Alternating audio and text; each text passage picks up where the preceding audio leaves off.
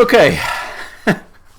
Hello, everybody. I watched the end of Jan's broadcast, and seems like I have a very hard act to follow. Not that I didn't know that in advance. Apparently, he went unbeaten through his 2 hours, which is impressive as always, and he's probably much higher rated than I am. So really, I have no idea why I'm here. Yeah, I can't speak English either. Obviously, without these 3 hours in between the excellence of Jan, it would have been much better for him to just stream 7 hours straight.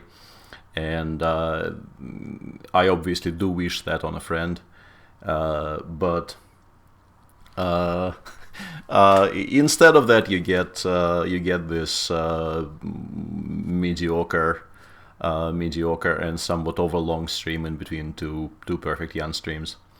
Happy birthday, Chess24. This is a very nice occasion, and Facebook, being the ever-seeing eye that it is, reminded me of some Pinky and the Brain memes I posted when Chess24 went live all the way back when that happened in 2014. So that was nice. I briefly thought about revisiting those, but I mean, a grown-up person posting Pinky and the Brain pictures was kind of mildly embarrassing then, and I'm sort of I'm in my 5th decade now, so it's even more embarrassing now. So I'm not going to do that.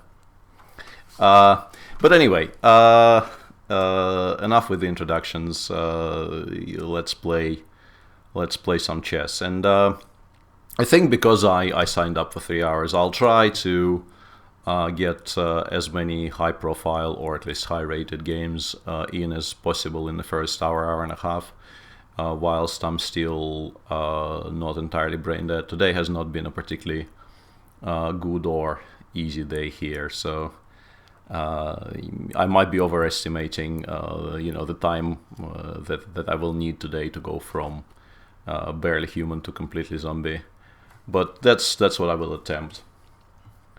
And I will switch the chat on on the other machine, so I will try to keep an eye on the chat. And I'm now, hang on a second now. Let me just get this set up in order so that I can maybe keep an eye on how the stream is looking as well. Although it probably eats bandwidth, so I maybe shouldn't do that. But I'll have this window minimized, but running somewhere. Just give me another 20 seconds to set this up, and I will be sort of ready-ish to play. Okay, that's all set up, and I have 65 challenges. I need to switch to another scene first, I think. Yeah, that's a bit better. So I have 65 challenges. That's a decent amount of challenges, and as I was speaking, it switched to 69, which is an even better number, obviously. Let's go. Yeah, please don't hex my stream by saying that the stream quality is excellent, because that obviously is what will happen. I think so, Evans Gambit. That is the hope, at least, that I will, depending on maybe some Bundesliga commitments, but even those are unclear, I'm hoping to do potentially maybe the entire thing. Hang on a second, this is not scrolling properly. Okay. So this is, and bishop c5 in particular is a horrible move. I made it sort of on autopilot. You're supposed to play queen b6 there. You really don't want to be playing bishop c5, bishop b7 here. The whole point of playing a6 and b5 in this line is to play, queen b6. And and apparently the stream is already lagging a bit. But I would very much appreciate sort of no false alarms on the whole lag front, because this is going to be sort of hard enough as it is without people saying it's lagging when it's not.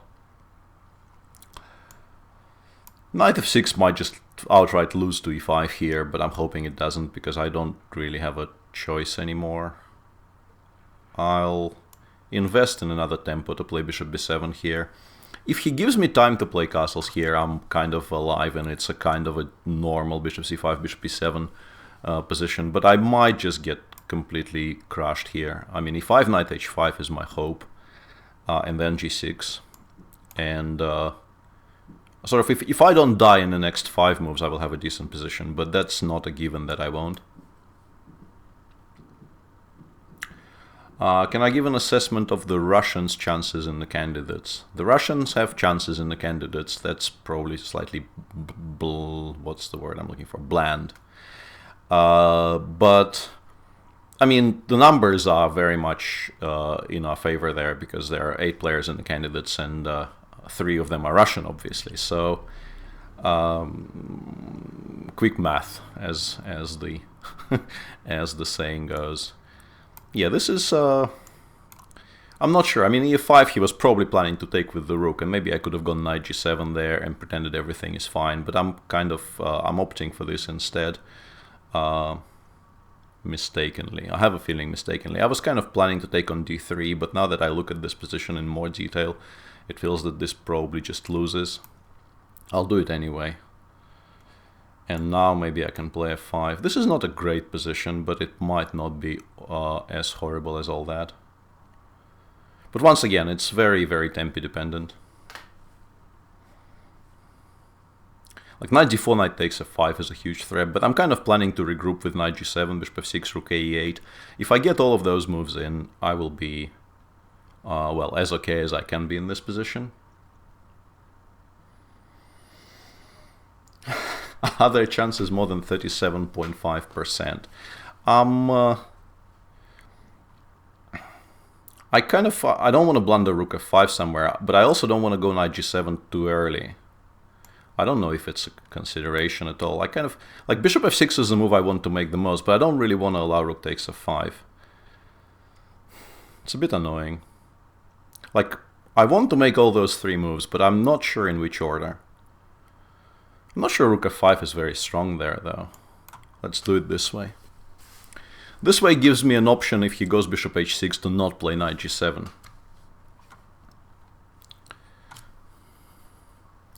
I still think knight g7 is probably the best move in that position, but at least it kind of keeps my options open.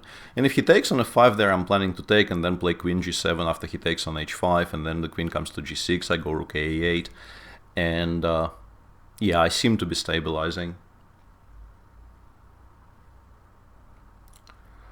I am not anyone second in this candidates tournament. I am very much an interested observer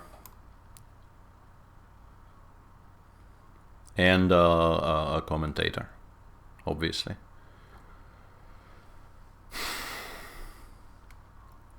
Yeah, this is kind of the position I was aiming for, because now with the queen, maybe queen g4 was even stronger, but I like it on g6. If he goes rook e3 next move, I think f4 is fine. Maybe king h8 is also fine. Yeah, I don't think I need to correct myself here. I think this is still fine. King h8, rook g3 is awkward, though. But maybe bishop e5 is fine. f4 is probably fine. There's many options there. I kind of miss bishop h6. This shouldn't be all that good for him. This is a bit too fancy. Yeah, that's just a mistake, because after bishop d6 I kind of thought I can take on e6, but I cannot. Yeah, that was a very large misplay. I'm probably still okay, but yeah, that was completely unnecessary. Because now after knight g4 or knight c5 I might have to do something awkward. Yeah, there are still glitches in the matrix here.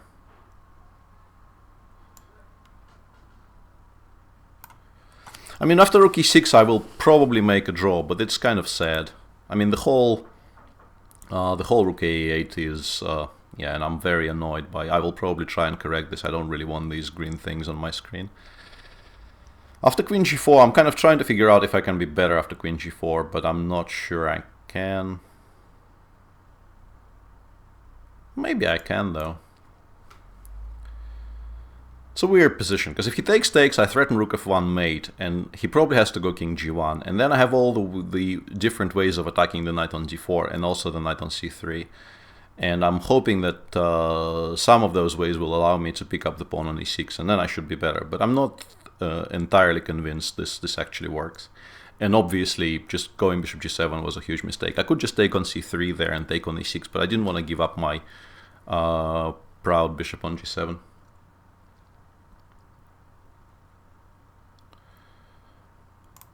Let me just briefly check what's going on. Yeah, stream seems still... Yeah, queen e3 I thought was more or less impossible because of f4 and 3.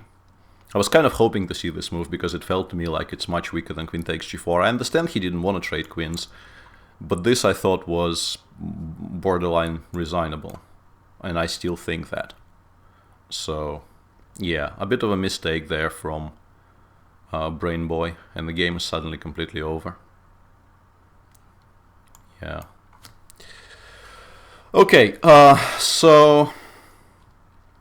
No, board looks fine. I just don't like it giving me hints where my pieces can go.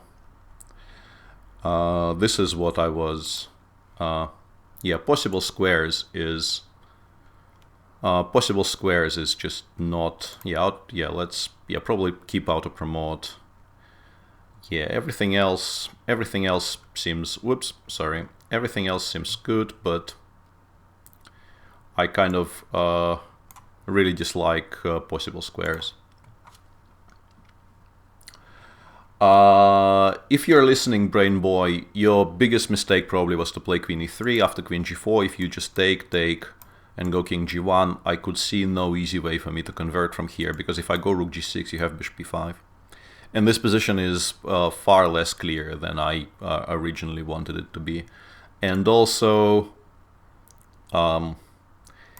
yeah, I think you should be doing quite well somewhere around here, but you need to play very precisely. I'm not even sure what are the best moves here, but I think the whole exchange sacrifice is just not very good for white. You played well up to a point, and then I think in this position, as I mentioned, I mean, I can take on c3 and take on e6 simply. He takes, and plays something like queen g3 check, and he does have some compensation because, I mean, especially if he manages to stabilize with the knight on d4, and let's imagine I play queen g6, he goes, let's say, queen f2, and then I pass for 2 moves, and I make some nonsense moves like h6 and bishop a8, and he goes king h2, then he goes knight d4. There is definitely some positional compensation, but that's obviously what I should have done. Bishop c5. My bishop c5, yeah, bishop c5 is not a good move. Yeah, and I think if you start with queen g4 here, Brain Boy, it's a very good version of the normal bishop c5, bishop b7 for you, because the inclusion of knight c3 and b5 is something white should be very much happy about, because black never plays b5 very early. Okay, probably enough about the one game I just played. Let's play some more. Who dat? I have no idea who these people are. And they are exceedingly strong. It's a weird situation. I also don't know what this move is about, frankly, but I'll make it just the same. I've seen people play this. I don't really understand the idea, but I mean, when did that stop me? It's no reason not to play something if you don't understand why you're doing it, right? I think Magnus did this in Saudi against Rustam Kasimjanov. But I'm not sure. Once again, I'm not entirely sure this is the move order. And I think d6 is a bit of a concession, because now I'm getting what appears to me to be a very decent English attack type structure. In particular because black already played h6, which means castling kingside for him will be, well, difficult. Whereas for me, I think castling queenside in these structures is... Yeah, I'm not sure how, I mean, why I was so happy about this, but... let's pretend there is a reason for the happiness I feel. Yeah, Obviously, my opponent understands that he cannot castle kingside here, so he is making, all the moves people generally make when finding themselves in that situation where you have to play with the king on e8. I quite like what my opponent is doing here, and I don't really like what I'm doing, but once again, those are the breaks. I'm kind of preparing g5. g5 will not really achieve very much with the king on e8, but that's still where, my expansion lies. I don't really have any other sensible plans. And I wouldn't be so hasty in my opponent's shoes for this trade. I don't think he needed that trade at all. I think that trade actually makes my life somewhat simpler, because now d5 I can always meet with e5, and in general his play becomes much slower. I still need to find a sensible plan, though. I mean, I can play g5, ask him the question. It's not going to be a lot if he just swaps, and plays even something like king d7, but those positions tend to actually be quite annoying for black, because I can play rook h7, and if he castles long, the hope generally is to switch to the queen side, but there is also this little trick I have in this particular position, which might be quite strong, potentially. Because if he takes on g6, I have b3. And then I will take on e6 with great effect next move. I'm not really... whilst playing very strong players, I'm obviously not keeping as close an attention on chat as I maybe would have liked, but so far there seems not to have been, very much I missed. I am around 6'2", if that's the system you understand, or 190 if you are a proper person and use metric. I don't know why I decided to answer that completely inconsequential question, but that's what I'm going for here. Answering the ones I see is going to be the order of the day. Yeah, rook hf8 is probably the correct response.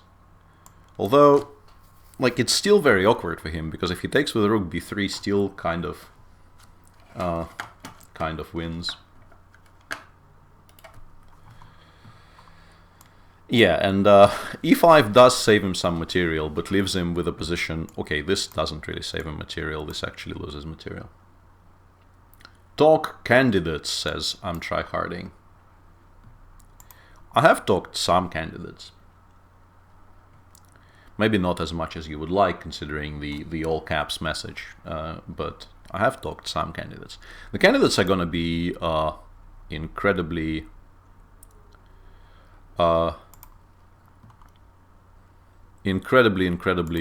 strong and interesting this year. I have no idea who's going to win it. I tried figuring it out. I mean, I tried figuring out who I even feel is a favorite, and even that proved to be completely beyond me. So yeah, I'm just gonna watch and enjoy every moment of it.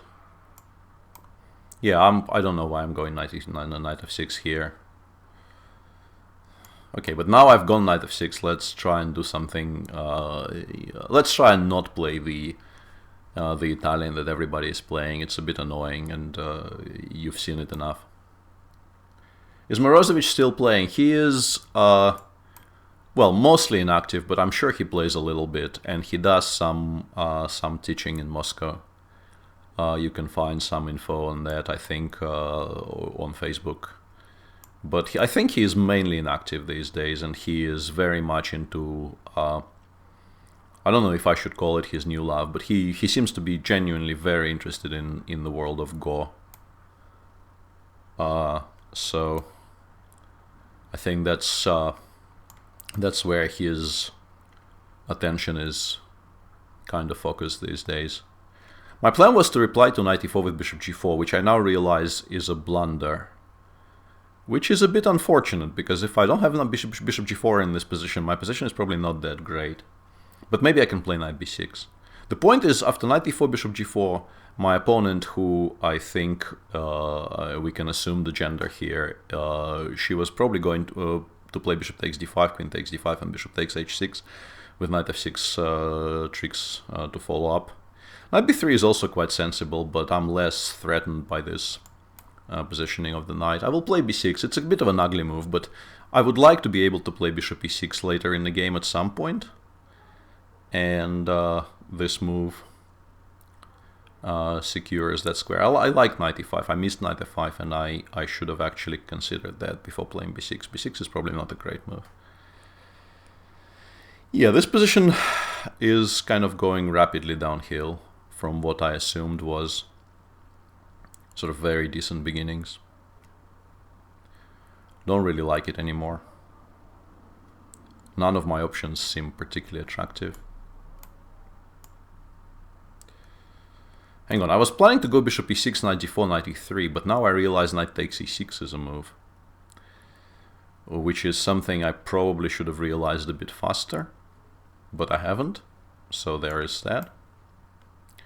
And this is an extremely ugly move I really didn't want to make. I saw it existed, but like you badly don't want to make moves like this. It's not a good feeling. If she goes queen e2, the plan is to play bishop f5 and kind of harass her a little bit, try and find some good squares for my pieces. And bishop d2 is a move I was kind of... That was the biggest hope I had, because now e5 is hanging, and if she has to take on d3, this bishop on c4 was by far the best piece she had in the position, so...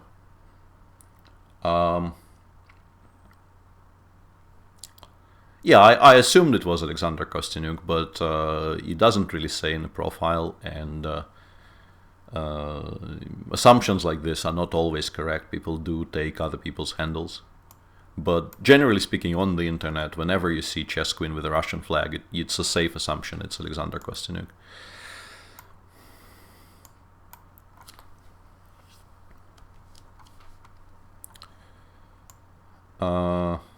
Yeah. She still has to spend a tempo on protecting. Yeah, I'm not sure if b3 or a3 was better. I think maybe a3 was safer, because now I have this play against her queen side, hopefully. I mean, it kind of very much depends on whether a4 in this position is a move she can make. I could also play b5. I'm kind of planning to play b5 next move, but I could have done it immediately, which is something I completely ignored, which is not very bright on my part. But I will pretend this didn't happen. And now I think I'm just winning, because I will collect the entire queen side. And that should be more than enough. Okay. Going okay so far. Can I play a King's Gambit or some other one? At some point during the show, for sure. If I get white and my opponent complies, I can even maybe try this game. Although, against somebody rated 2606, I suspect it will not go well if I do it, but... when did we ever care about that?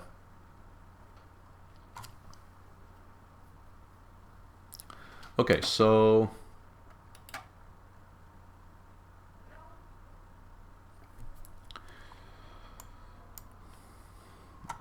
probably not missing very much in chat. At least I didn't really see anything that required immediate attention.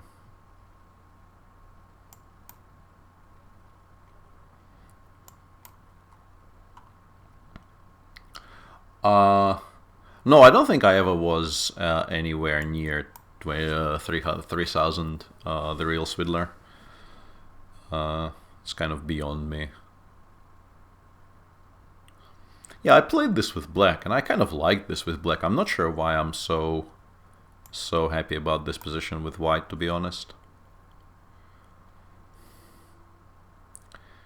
I never really understood the kind of... I always got bad positions against these systems with black, but looking at it from the white side, I don't really understand what is so attractive about what white is doing here. I kind of briefly wanted to go f4 to go h5 next move, or maybe prompt h6, h5, but I think f4 kind of runs into knight f6, e5, knight g4, which might be quite decent. Yeah, and somewhere along the way I think my play was a bit too slow. Not entirely sure what I'm supposed to do here.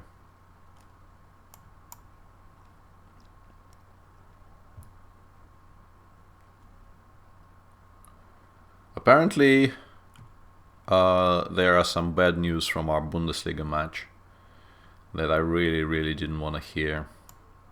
Okay, this covers the g4 square. It's still incredibly slow, and yeah, rook c8 followed by c5 will probably be a problem here that I need to find some kind of a solution for. Yeah, I'm not treating this at all well, to be honest. I'm kind of disliking most of my decisions this game. At least it's kind of a slowish game, so I can take time and kind of regroup. The thing to do probably is to admit my mistakes and castle kingside, but then why did I play h4?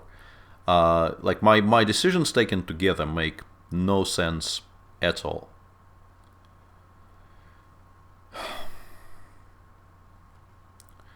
Very frustrating.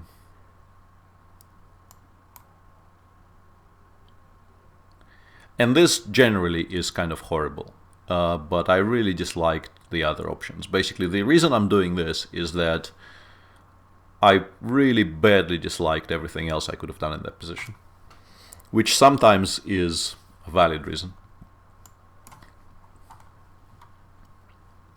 But black should be doing very well here, I think, objectively. So if somebody is reading this and can update me on the score in the Baden-Baden Bundesliga match, I'd really appreciate a quick update on that. I think I castle.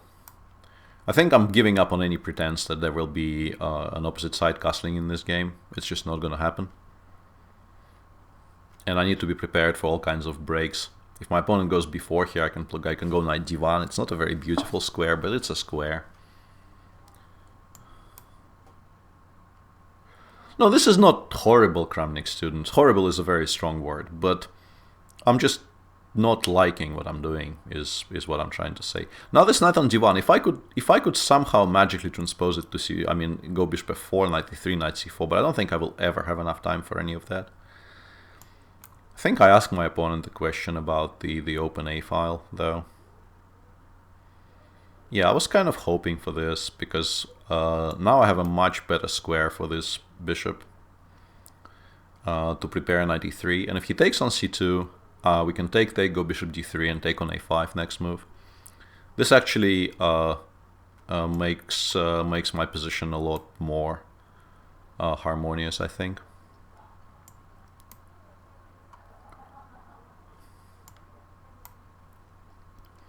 Kind of important not to blunder something. I think I actually, maybe not, because bishop g7, bishop f8. Yeah, I was worried I blundered knight takes e4, knight takes f2 there.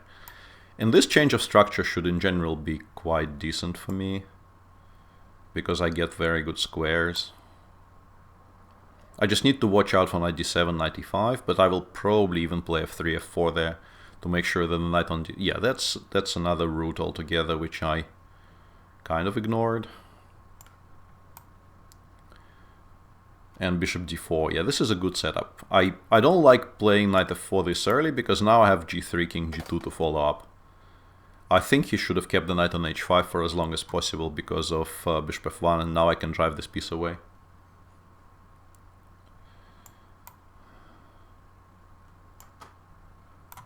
Yeah, this is a very large improvement for me, because now this knight is stuck. I have potentially unpinned my knight on f2, because bishop d4 would have been a very difficult pin to shake off.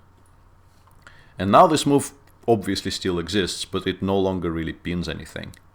And I can even go knight d3. So that's a very large change compared to the other position. Black still has counterplay, don't get me wrong. I mean, this is, you know, very far from being in the bag or anything like that, but... And that is just a blunder. I should have gone... yeah, that's a horrible move.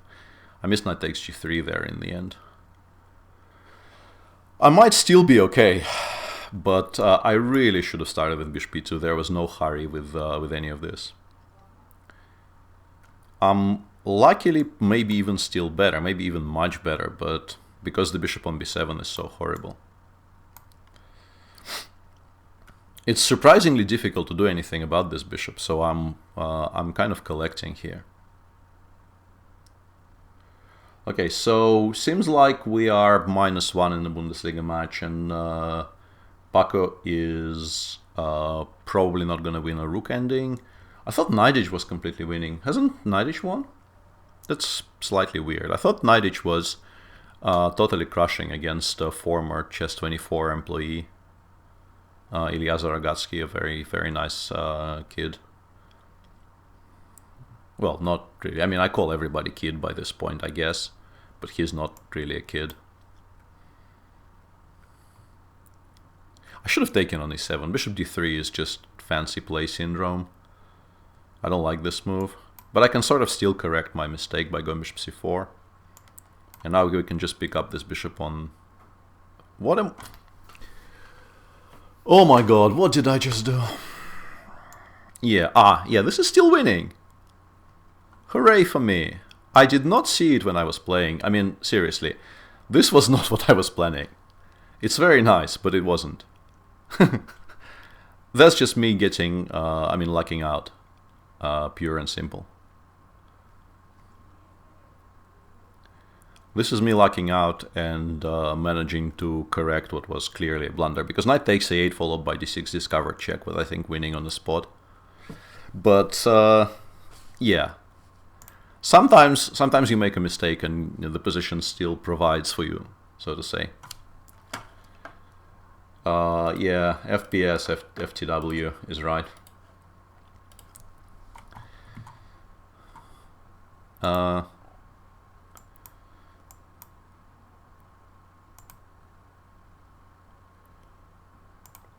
Let me look for some.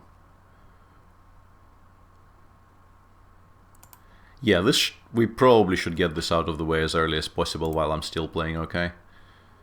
Because apparently I don't even have a very good... I mean, why even? I mean, he is 60 points higher rated than I am. Or she.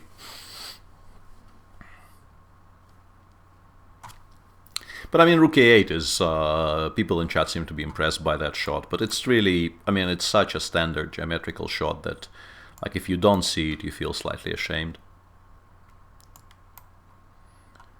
Hey, Shelling Forward.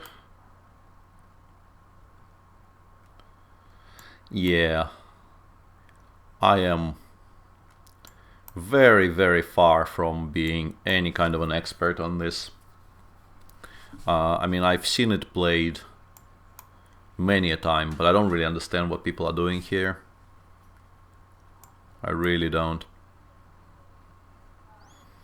Like, what is the point of this? I've seen people do this, I think. But what is the point of it is kind of beyond me. Yeah, I kind of want to go bishop knight b1 here. What am I doing?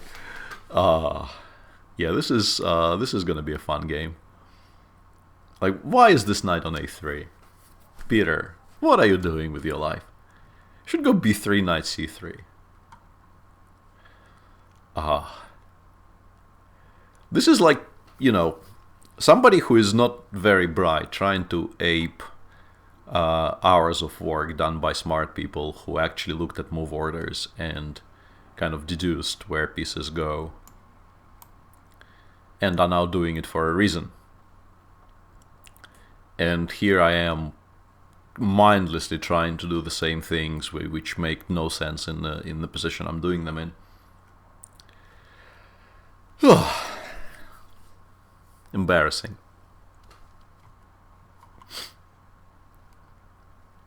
Well, yeah, 91, but I think, first of all, I'm kind of vaguely recalling some Gelfand games in which you had knights on a3 and d3. And secondly, if I do nothing, if I kind of ignore the fact that I placed the knight on a3 and continue as if nothing happened, black will go knight e4, f5, and we'll have a stone wall in which, like, none of my pieces make any sense. So at least by doing this, I am, well, hopefully, trying to prevent my opponent from getting that kind of a stone wall. Yeah, I think this actually is the Gelfand game I'm referring. Pretty sure it is. Gelfand against somebody in Palma de Mallorca, the Grand Prix that we both played. and by both I mean both me and Boris. And I think he actually took on d5 and played knight b5 here, and who are we to argue with the wisdom of ages?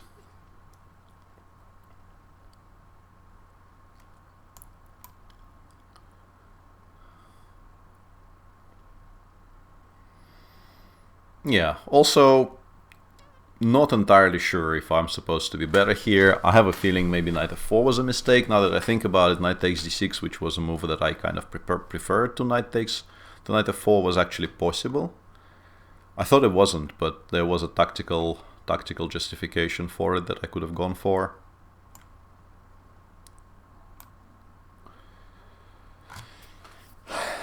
Yeah, this is going to be a weird position. I have no idea who is better and why here. Did he just call Gelfand old? He kinda did, yeah, shots fired.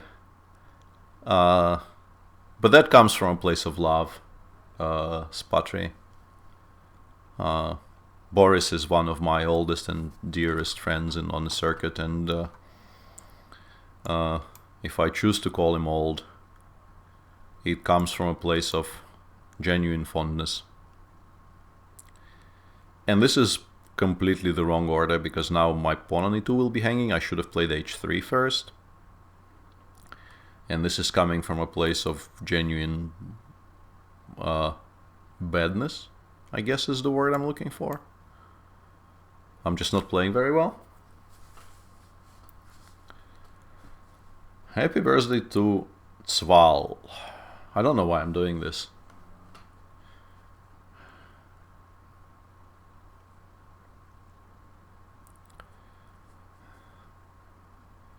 Like, if I understand the business model correctly, and I've watched enough Twitch to feel like I should understand the business model correctly, people asking streamers to say happy birthday on stream, generally, there's a financial element involved normally.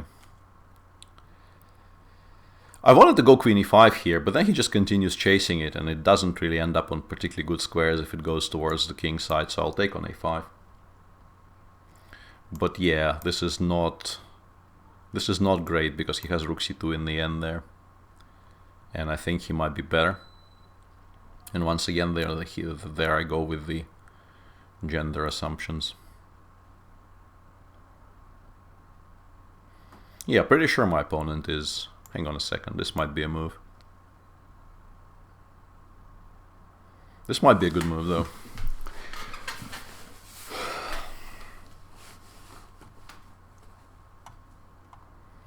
Without that move, I was rather certain I was in trouble. And actually, because of that, maybe instead of rook c2, it was better for my opponent to play g5. Yeah, here the question is, I can take on d5, but then, like, the question is whether king f1 is any good. This is what I'm now trying to decide. I think it might be better, because my knight is so great that even, let's say, if we end up with some kind of a 5 against 5, my plan is to actually maybe even push. Yeah, I missed this move though. But it might not be that important, because my plan was kind of always to play h3 followed by e3 to drive this bishop away from the f3 square and then go e3. And the plan is to, if allowed, establish this pawn on g4, go king g2, king g3. And then, even if a4 gets traded off for b7, which I expect it probably will do at some point, the resulting endgame I think is just horrible for black. The financial element will be me extending my membership. Sorry I ever doubted you, Tzwal. Or, yeah, I don't know how I'm supposed to pronounce that first sound. Yeah, f5 is a very sensible idea, but I think we're not giving him that. I mean, gf5 was also probably very strong, but I like this better. I don't know why. gf5 was actually very strong, because a6 follows if he goes king f6.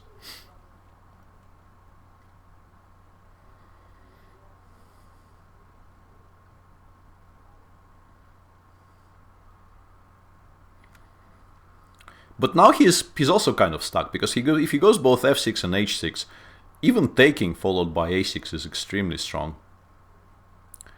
And the thing about this position is that I'm actually quite happy to play a6, as I mentioned, even without winning immediate material, because of just how strong... very difficult for me to believe this works. Like, extremely difficult.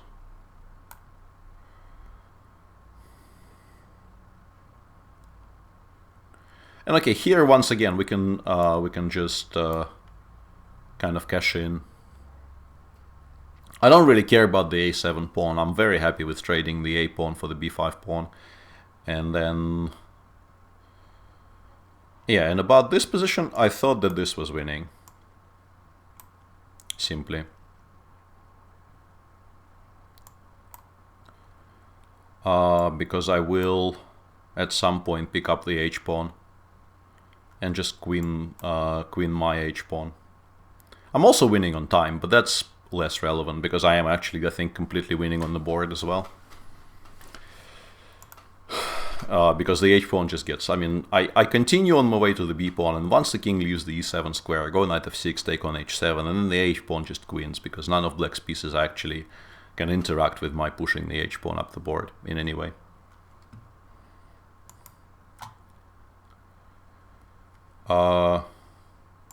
Okay. So far, so good.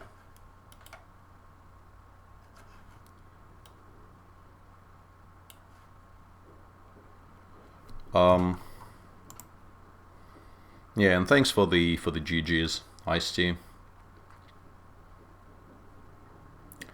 Am I still allowed to go on candid dates with my wife this year? Allowed by who, exactly? Would be my first question. When is my next tournament? I'm going to Moscow to play in the Tal Memorial, which is... it's a tournament which assumes different forms every year, I think, and this year it's a rapid / blitz event which has a very, very strong field. This one doesn't seem to be starting, so we'll give it the usual 5 seconds treatment. 5, 4, 3, 2, 1. Okay, sorry Marazzo, can't wait.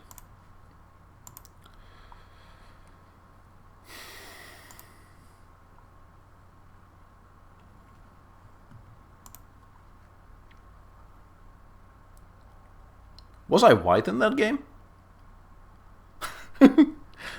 Did I just do my usual the game is not starting because I'm not making the first move thing again? Holy cow. Did I just do that again? Please tell me I was black.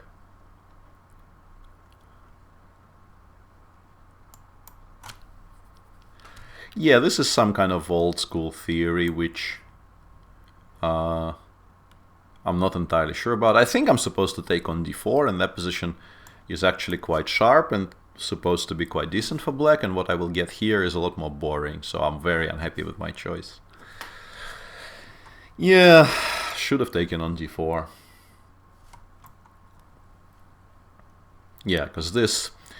I'm not even entirely sure I've completely equalized, and also the position is just like yawn city. And the other line actually gets quite sharp in some cases. No problem, Marazzo.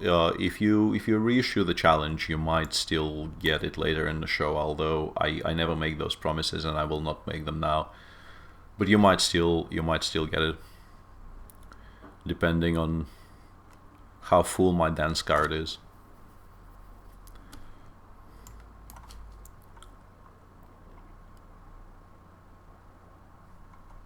Yeah, we all remember that one time, Galactic. That was like senile moment of this. Well, not of the century, obviously. I'm not gonna overstate the importance of my senile moments, but That was a very good senile moment, me complaining that the game is not starting whilst not making the first move.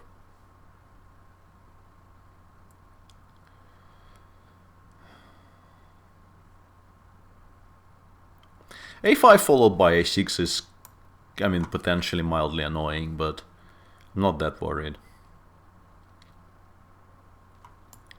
Yeah, and this is obviously very sensible from my opponent, but I'm just in time to play d5 here, which means I will be, I think, ever so slightly better, although the structure, I think, is symmetrical enough for me not to have anything objectively. But I mean, you obviously pick black. My bishop is slightly better. My structure is slightly better because of this slightly awkward pawn on f3. And yeah, there's going to be some pressure here on my opponent. I'm not sure about rook f8, because after rook a d1, if he goes rook a d1 here, the position is a bit strange, because I would very much like to maintain my pin along the e-file, but it's difficult to do, because if I move the bishop anywhere, he trades on d8 and then my pin is gone.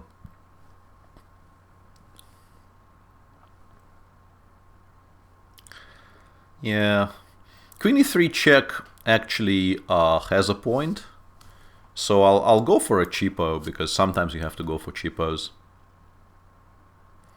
But my opponent probably figured it out, because if king h1, then bishop c4 actually would be quite strong. That was kind of the whole point of the cheapo I was attempting. But now we kind of have to go, sort of move on to the next one. I'm heating up this pawn on a4, and also creating slightly awkward tensions for him on the e and d files, because if he does nothing, rook takes d1 might be slightly awkward to meet. Let's say if he goes b3 after I take on d1, it kind of depends on whether he can take with the rook, although it now appears as if he can. And this move I thought wasn't very good, because in this position I have rook d2, which might just win on the spot actually. I was planning to take on b5 first and then go rook g2. That was also quite strong. But this just wins because rook takes g2 is more or less an unstoppable threat in this position. And suddenly I'm giving mate in whatever it is.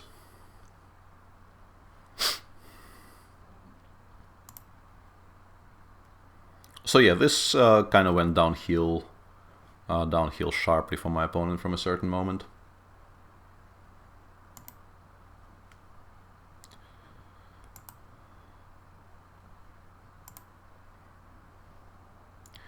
There's somebody called Etsili Midon in the list, who I will probably play in the segment of the show where I play lower rated people, because that is a very, very good screen name. Also, I don't envy him his fielding position, because he gets hit by mistimed pulls and stuff.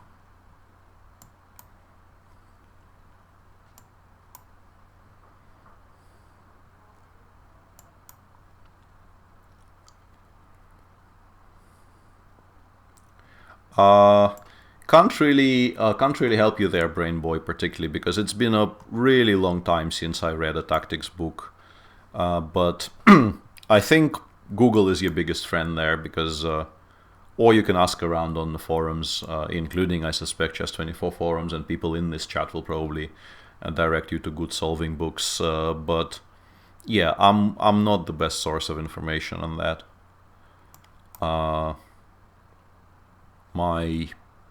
My suggestions would be severely outdated. So we are apparently 3.5, 2.5 up in our match in the Bundesliga, and by we I mean the Baden team, which is good news. This is a very strange decision by my opponent. I mean, I understand going bishop c8 looks kind of vaguely ridiculous and embarrassing, and you don't want to do that either. But giving me this trade is not great. I think preserving that bishop, Eventually, I would have to go back with that knight anyway. It wouldn't have been on g5 forever, and then black could just pretend that slight hiccup never happened. Yeah, high to Miktal, but yeah, if I have to click more to read the question, that question is probably getting ignored. There's no way I have enough time whilst playing chess to read questions which require for me to scroll back up and then expand.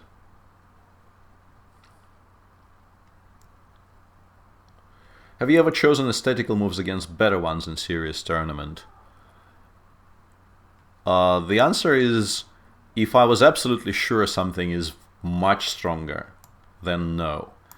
But if I had a suspicion something is stronger, but another move appealed to me greatly on grounds of, you know, beauty, or I just felt like making it, you know. Sometimes you just make moves because you feel like making them. Then absolutely more than once would do it again, would recommend. All those things.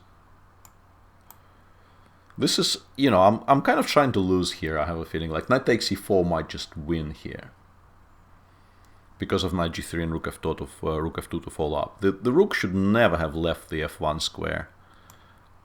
Luckily for me, I think in the end of that variation, the queen hangs on g6, which is the saving grace for me. But yeah, I'm kind of well, no kind of about it. I'm flirting with very, very serious danger here by doing what I'm doing. Bishop takes f5 is not horrible, and here the issue is I would like to go king g2, but then I think knight h4 check just works. So this is another one of those positions where admitting you were wrong is maybe something I should consider.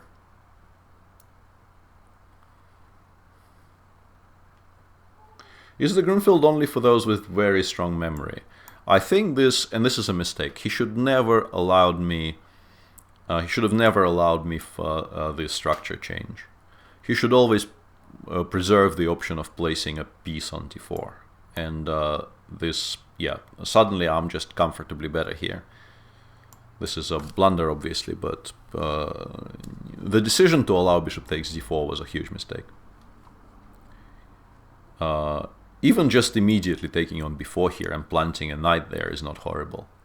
And anyway, giving me this trade would immediately gave me this very, very safe position where my pieces are, you know, I have squares to play with and so on and so forth. Yeah, I will... yeah, and thanks to Colin for expanding on something I mentioned in the start of the broadcast. There will be low-rated games later in the show, but whilst I'm still alive, and it is kind of late-ish where I am, not very late, but late-ish, I want to try and give you the higher-rated games whilst I can still play them reasonably well.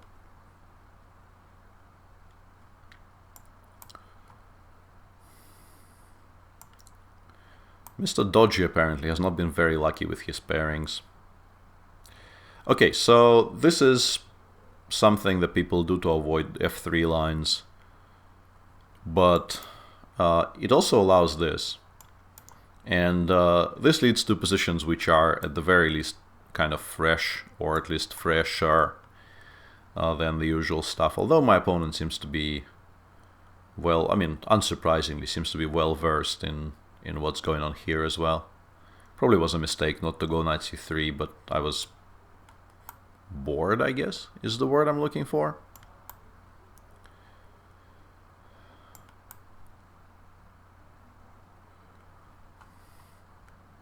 Oh, you got to play Adiban. How was Adiban's show? We had a group chat when this event was announced, and he was kind of half-jokingly concerned that he will get overshadowed by the later shows, and we explained to him that him being selected to play the first one is an extremely important responsibility, and It's very important to get sort of set the tone right. Did I know that pigs are smarter than dogs? I think this is fake news. I think pigs are extremely smart, but I'm not sure if the science says they're actually smarter than dogs. Maybe it is, though. I mean, I have read up on the subject at some point, but I'm not sure if there is like this absolute certainty that they are smarter than dogs. They are extremely smart animals, though. But this, I think, is well established by this point. I kind of want to, like, there's the bishop takes d6 followed by bishop c4 check, but it's very, very boring, so... yeah, and very good for Adiban. It's nice to hear that he crushed everyone. I mean, knight d4, he goes e5, I take, he takes, I go bishop h6, I set up a cheapo, which he doesn't blunder. And then I'm not sure if I'm better, which is kind of alarming. But we'll go for it anyway.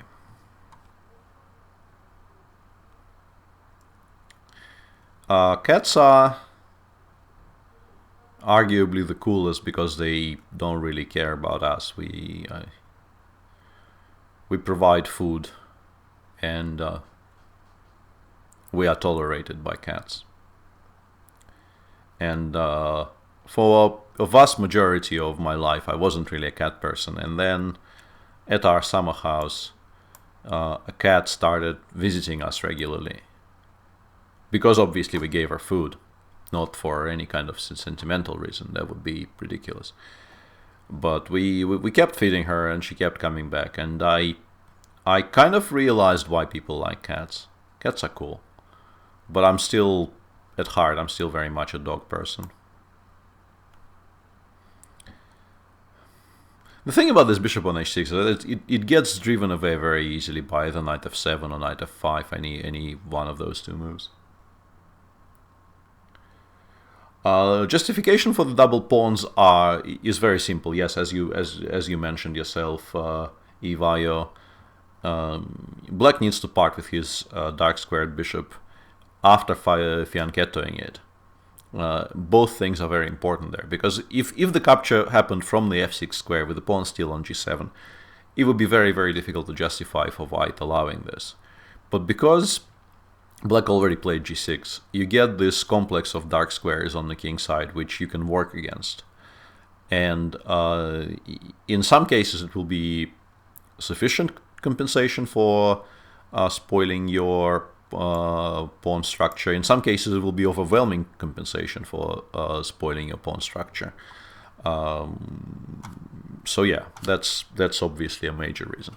I'm not even I will consider it now, but instead of rook a d1, I wasn't really going to consider queen takes c6, because I think rook a d1 is a much more important move for me to make. But here, because it actually creates some threats, I will pick this pawn up.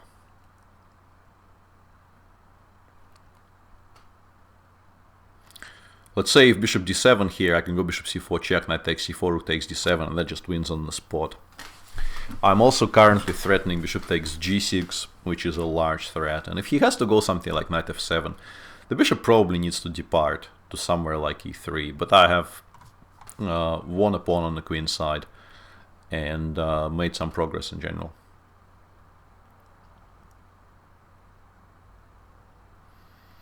Try an indoor bunny. The thing with pets, though, and the reason we don't have pets, is that we're a family of 4, and exactly 50% of us, and that 50% sadly includes myself, is hugely allergic to most things to do with animals. Which makes it incredibly difficult to have pets. Which is very, very regrettable, because all 4 of us are, in love with animals of all shapes and sizes, and we would have had a small farm, I think, by now, if not for the fact that I get covered by like pound coin size blisters if I go anywhere near animals. Bishop takes g6 wins another pawn. Bishop c5 looks very strong. I don't know, bishop c5 looks the stronger of the two. Yeah, we had an aquarium, but uh, it's not very interactive. First and foremost, like the biggest issue about with having fish is like the interaction you can have with the fish is not great, and kind of I'm slowly but surely completely winning here now. I should just win material here. There's probably more than one way. Queen c6 looks very strong. Queen a5 looks very strong. Let's just concentrate for 1 minute and calculate this to the end, and then we can proceed discussing various pets in there, pluses and minuses. I think Queen a5 is probably the strongest. And also Olga needed to, like, as usual, most household chores and chores in this household are passed on to Olga, and she had to clean the aquarium all the time, and then they would die anyway of some mysterious malaise, which was very regrettable, obviously. Yeah, and here I just win a piece. What's my opinion on Fischer Random? I was 4-time world champion in the game, so I'm generally in favor of it. You can keep the giraffe outside and kids can still pet him through the window. Yeah, that's a very workable business model. I do not disagree. Perpetual stalemate. Okay, so we are 1 hour in. The decision has to be made whether we continue searching for like 2300 upwards opponents or we do some mix and match now. I think maybe it's time for the mix and match. I don't really know Tarkovsky well enough to have an opinion, Kappa. It's shameful for a Russian, I suspect, but that's how it is.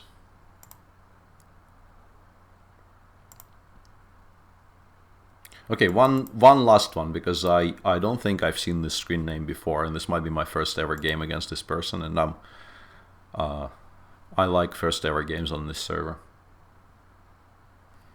Yeah, I don't know.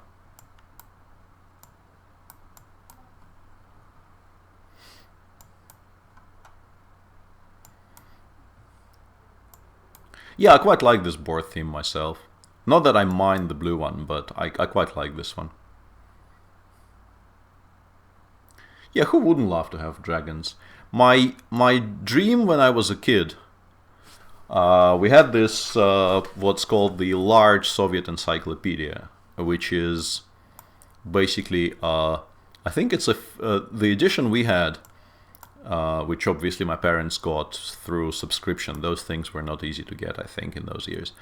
It's like a 53 volume tome, which supposedly covers every single subject and gives you detailed information on everything. And I decided to become a huge specialist on large cats. And I read up on all the families and orders of large cats, and I was a huge specialist on their, areas where they lived and their, sleeping and eating and mating habits and all these things. And I was like my biggest, probably my biggest childhood dream, if we're talking, like if we're including the completely unrealistic ones. Why didn't I play d5 in this position?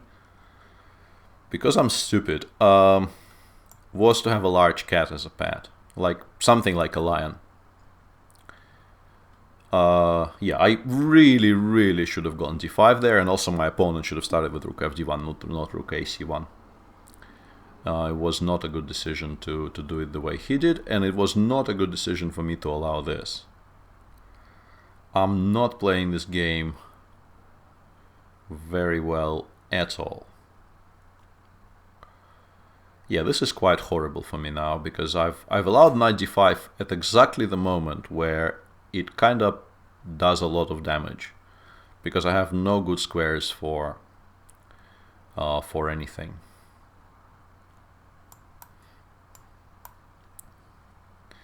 Queen c7 was probably a saner choice, but I will do this just to kind of fool with his head a little bit. But my position, like, this is what they dream about. These types of positions where one pawn is on d5, and very importantly, the other one is on a5. fixing those pawns on a6 and b7. And if white manages to play, like, move the knight away somewhere, play c4, b4, bring it back to b3, and then push for the c5 break, white generally, the moment the pawn crosses over to c5, black kind of resigns. So I will now have to do something to try and stop that. But for a plan which sounds very, very simple, it's surprising how difficult it is to stop. So yeah, I'm in a tremendous amount of trouble here. I don't really... Okay, I was going to say I don't really like this move, but my opponent is a kind of a... what's the term I want to use here? He's not taking any prisoners. He's now threatening rook a1 and just capture this queen on a4, which forces me to make some very uncomfortable decision. But I'm not that unhappy about having to play knight c5, in particular if he forces him to take, which I think it does. And I think in these structures, black should be more worried about positions where white goes for the whole c4, b4 plan than the positions where white establishes this protected pass pawn on d5. Even though this is not a picnic either. White recently has been winning these types of positions quite consistently by combining the threat of opening the queen side with b4 with just going king h1 and then g4, g5 and giving mate, because this pawn on d5 is just such a dominant force here.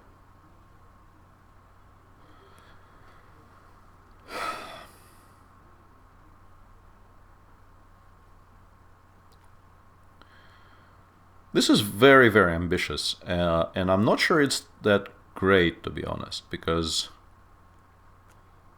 the thing about this move is, if it doesn't win on the spot, which I think in this particular case it doesn't, he kind of shoots his bolt a bit too early, and he gives me counterplay.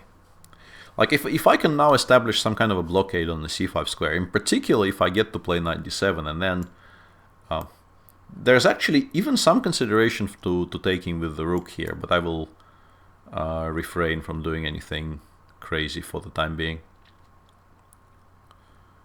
Although, yeah, now I realize the error of my ways. After queen b4, I can still go rook queen e7, because d6 I have rook d6, but the bigger issue is how I meet rook b1. Yeah, this is still very, very annoying. Maybe I should have taken with the rook. I'm kind of... yeah. I'm regretting not doing that now.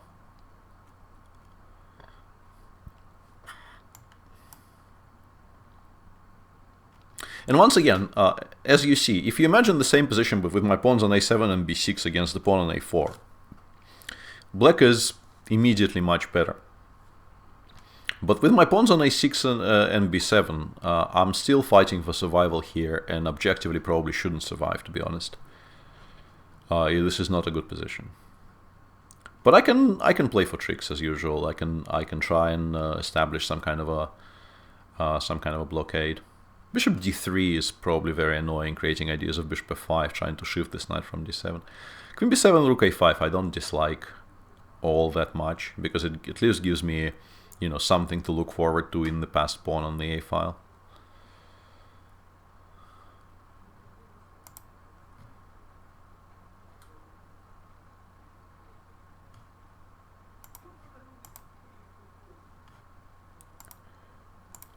Not quite sure what's going on with the stream. Let me just briefly check in the other window. Because the game definitely hang for me, but yeah, I'm not entirely sure what's going on here. I assume it's my move, but well, it's not on my screen here, so.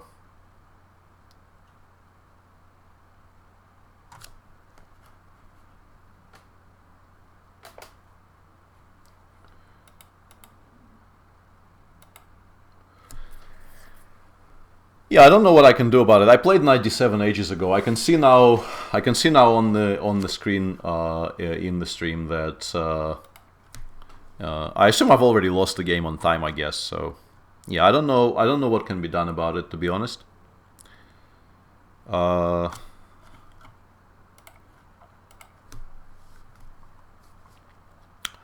Yeah, you played really well, Chuckle, although we both had a strange sequence where you allowed d5 and I didn't play d5.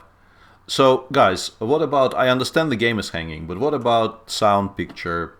Give me a quick heads up about...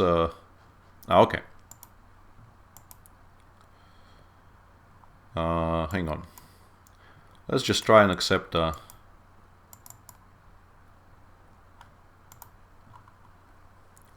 Okay, seems to be fine-ish now. So we only lost that one game where I wasn't doing well, but I was trying to find a solution to very real problems my opponent was posing to me. Regrettable, but what can you do? At least the stream seems to be fine-ish.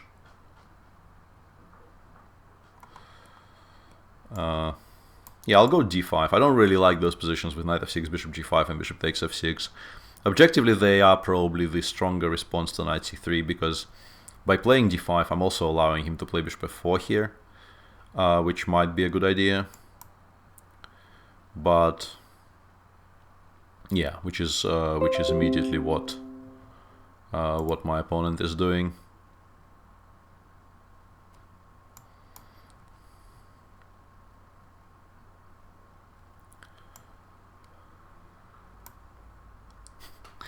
Yeah, Chuckfield always does that, hacks the streamer's internet. Yeah, bad boy Chuck. Yeah, what I'm doing here is frankly not very good at all. And I suspect something like h4 would... I mean, win is probably a very strong statement, but would be extremely strong. But if White continues ignoring my moves and just making sensible moves on his side of the board, I might at some point become okay.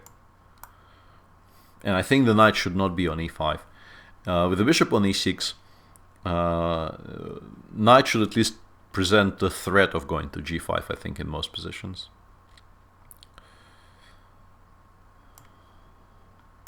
I can go knight e4, but then it just gets driven away immediately.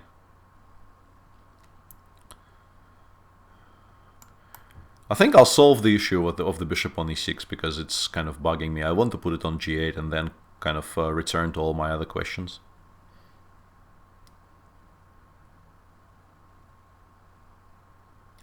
I would very much like some... well, to be honest, it's going to be such an ugly sight, Cardinal Super Blinds, that I'm not sure anybody wants that. But like, in an ideal world, I would dearly love a net session. So if I'm ever in England and you can actually organize one, I'd be extremely grateful. I haven't equalized here, and also my position is kind of ugly. I think what happened in the previous game kind of threw me for a loop there, and also I'm not a very proficient Dutch player these days. Please don't follow what I did in this game. This gives me additional options which I don't think I deserved.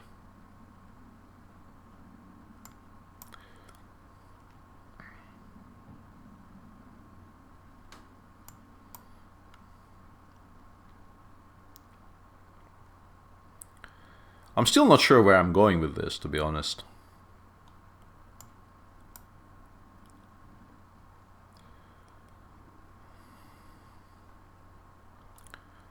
I'm kind of trying to tempt him to play f4, but f4 is a good move. I'm honestly, like, this game, the sooner it's over, the better, because I would very much like to forget I played chess in such a horrendous manner. I honestly have no idea what I'm doing here. Knight e6 g4 just looks horrible, horrible. So yeah, we'll go knight e4 and pretend it was all part of a master plan, but I probably just wasted like 3 tempi there for no good reason that I can see.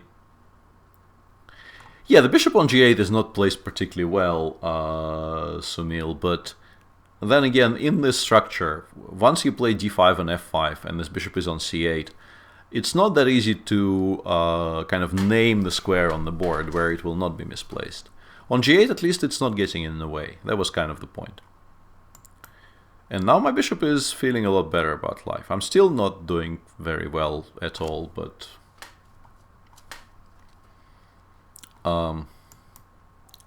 The bishop is not as horrible as it used to be. Breathing any kind of life into this position will be extremely difficult though. Like, I'm probably not worse anymore, but how do I open anything at all in this position is a much more important question, to which I have no answer.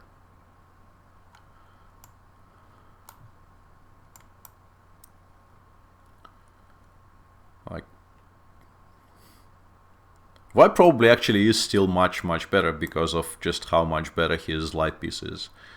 And I don't think I like knight g5. I think the knight should have stayed on c3 and white should have played for some kind of g4 breaks, hoping to force me to make weaknesses.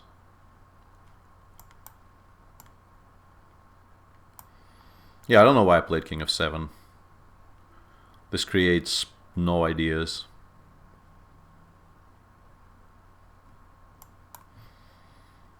I play h6, but I don't think I want to play g5, to be honest. I might have to, just because I'm so incredibly unhappy with how my pieces are positioned. But I'll start with queen d8. I'll start by... You know, the queen on d7 had no moves, so if something goes wrong after I play g5, with the queen on d7 I just lose. With the queen on d8 I can at least maybe switch it to some better squares on the king side if things start going haywire. Yeah, my opponent, perhaps somewhat understandably considering like the setting, is trying to make a draw here. Okay, and yeah, this is the kind of a scenario I was talking about, where I pushed g5 and I am now, well, maybe not lost, maybe lost is a bit strong, but kind of suffering. And I think now I have to take and pretend I'm not losing this. Like, I go a5 and bishop d7 and offer a draw and hope it gets accepted. Yeah, that really wasn't a very good game. Yeah, I apologize. I apologize for that. That was kind of horrible. Okay, let's play some. There's actually a lot of high-rated challenges in this still. But let's at least mix them up. We played somebody below 2000, let's play somebody higher rated now, and then below 2000 again, and let's try and do this kind of alternate sequence. Who's the best coach in the world right now? That's a good question. The names that would sort of immediately crop up if that question was asked would be, I guess, definitely Chuchilov, who has had a lot of success with a number of very strong players. In terms of Russian juniors, it's definitely going to be Sergei Shipov, who has been doing some stellar work. He's worked with Aparin. He's now working with Yesipenko. He's worked with Daniil Dubov earlier. So, and but that's if you actually mean coaching and not seconding, like coaching as in taking somebody from a reasonably young age and making a chess player out of him.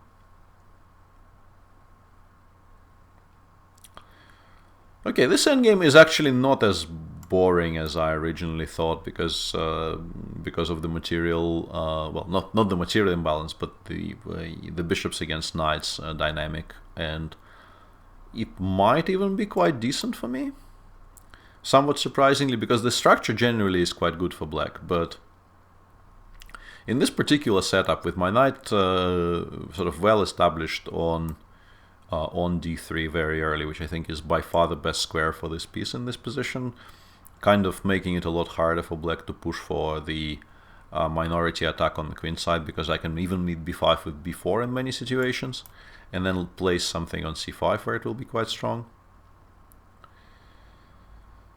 Yeah,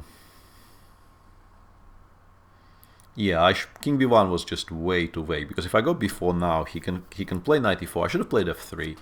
I've been kind of postponing this move f2, f3 for way too long. It's a very important part of what I was trying to achieve here. This kind of a setup where this knight on f6 has no real future. This is what I was kind of going for originally, and then I forgot. And king b1 is a kind of a move you make because, like, the king should be on b1 in general in these types of positions, but you still need to count tempi, even in positions as seemingly slow as this one. Okay, this falls into the... No, I think it actually is a kind of a don't try this at home kind of move. I'm not going to play b4 because it doesn't end well. I calculated some lines and it really, really doesn't end well there for me.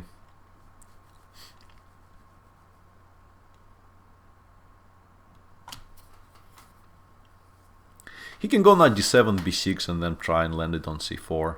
But then maybe I can go for f4, f5. Knight a5 I like slightly less, but it also makes sense from the same perspective. Yeah, b3 is a very ugly move to make. I'm gonna try and avoid that.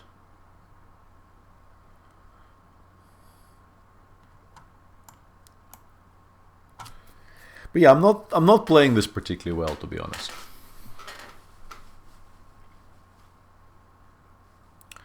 Much about this game is of less than stellar quality.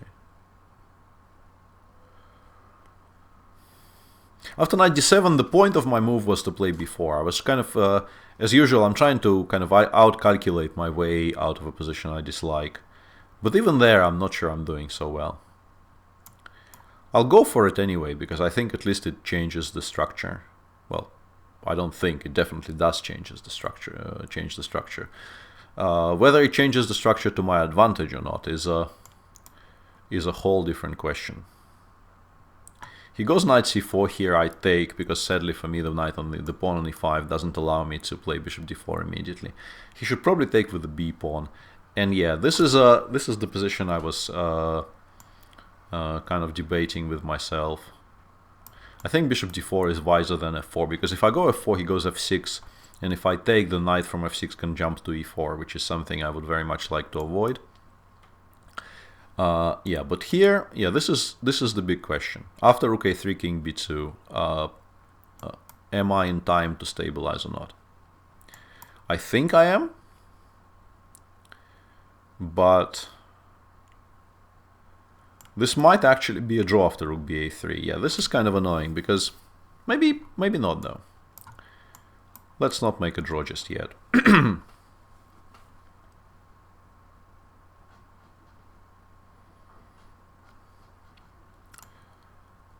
Okay. And this is a kind of an endgame which, unless I blundered something, might be quite good for me because of the passer on the b file, which makes most endgames better for me, I think. And very importantly, he has no time to play knight b8 here because I have b5. I will be playing b5. Actually, if he goes king c7, I don't need to hurry with b5, but I will probably play it anyway.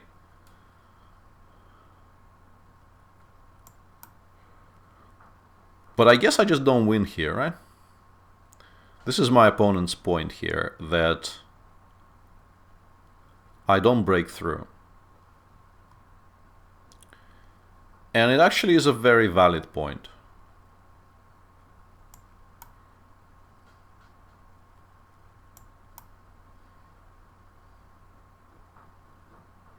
Yeah, I just don't make any progress, regrettably.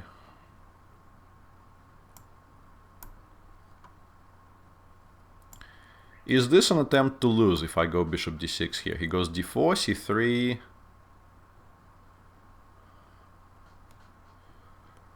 Might be a losing attempt, actually.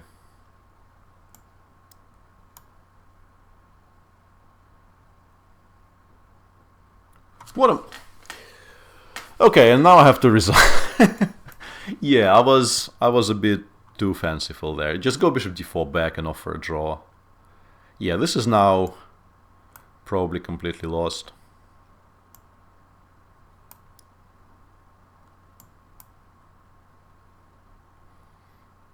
Yeah, more than probably. I need to go for some kind of a race, which I will obviously never win here. Yeah, this is never going to work out for me here.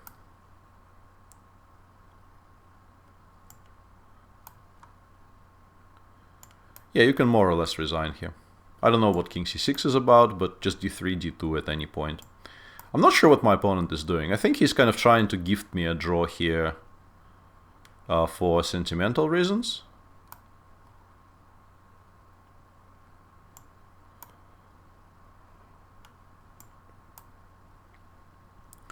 Which I kind of appreciate, but I mean, he was completely winning on a number of moves. I have no idea what's going on here.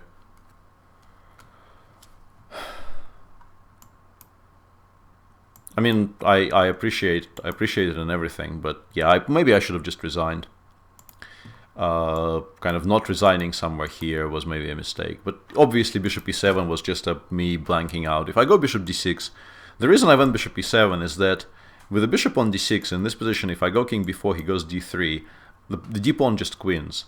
And if he goes d4 here, king b4, d3, I do have bishop g5, although once again, after knight takes c5, I can probably resign.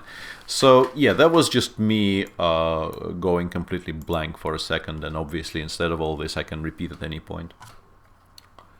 Okay, so we've had 2 horrible brain farts in a row, and there's still an hour and a half to go, which is very, very alarming.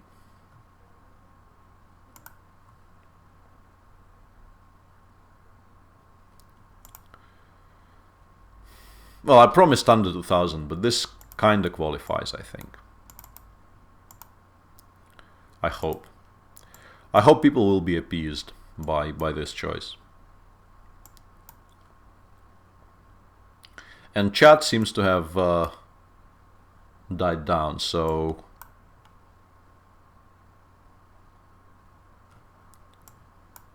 Is the stream dead, guys? Tell me the stream is not dead. Guys?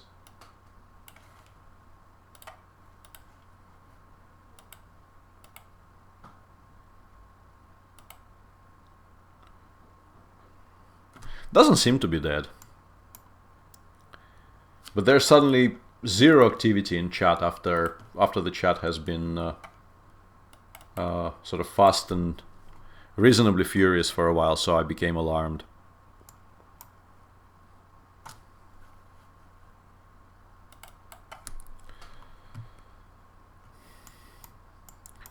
Not entirely sure what I'm doing here, but I think the inclusion of a6 and a5 makes it a lot harder for black to develop properly in these lines.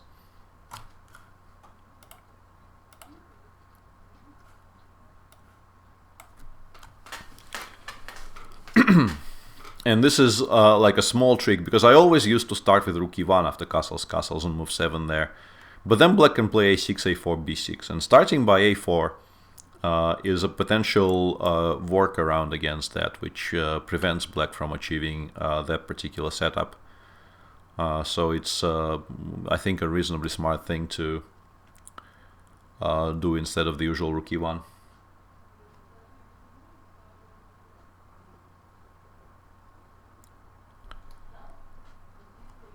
And now black is kind of stuck, because he would like to go knight e5, but it just flat out loses a pawn after bishop takes e5, queen takes d8, and knight takes e5. Knight c5, I can even take and go e5, which looks extremely strong in all these types of positions.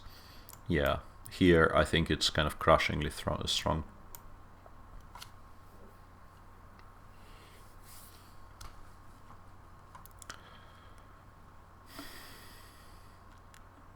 If he takes on d1, then knight d5 in the end there completely wins for me. So he has to play either like knight h7 or knight h5 here and hope that nothing bad happens to him. But I think this should be a bit of a forlorn hope. I don't really follow correspondence chess at all, and the chat seems to be back, which is good.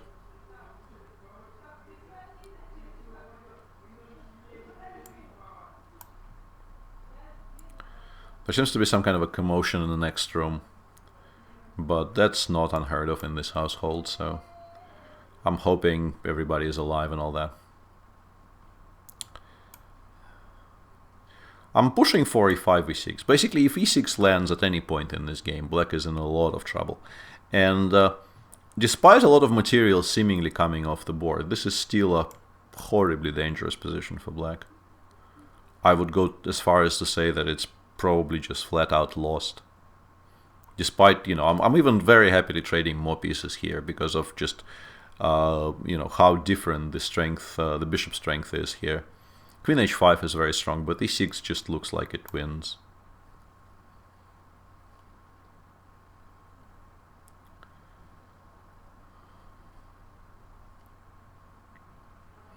I like book-related questions in general, Bonham, but this one I don't quite understand. Would you like to clarify what you were attempting to ask?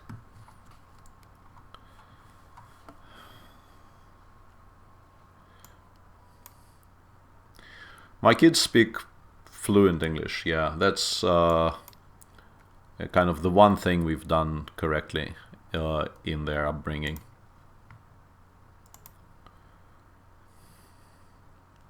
So that was a below, yeah, let's, since that was a bit of a cheat, let's pick an actual below the 2K threshold game, and then we'll go back to higher rated challenges and hope that my mind is kind of back.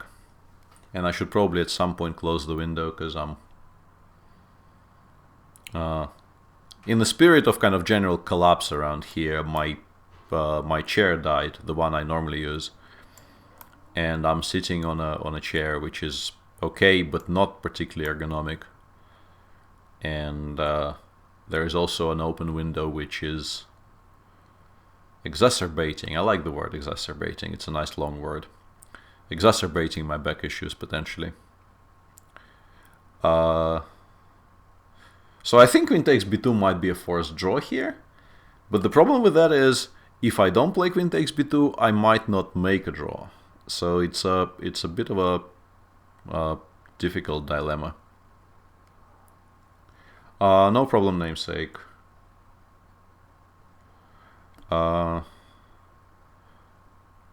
Didn't really like my play, but I think you played fine.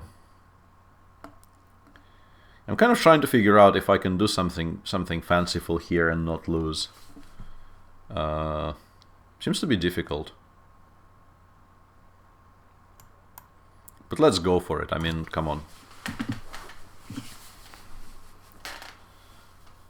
Why don't I play Budapest Gambit? I don't play Budapest Gambit because, sadly for the black players of that wonderful opening, if white knows even a little bit about the opening, he will not refute it, but he will get a very stable, completely free advantage against you with very, very little effort.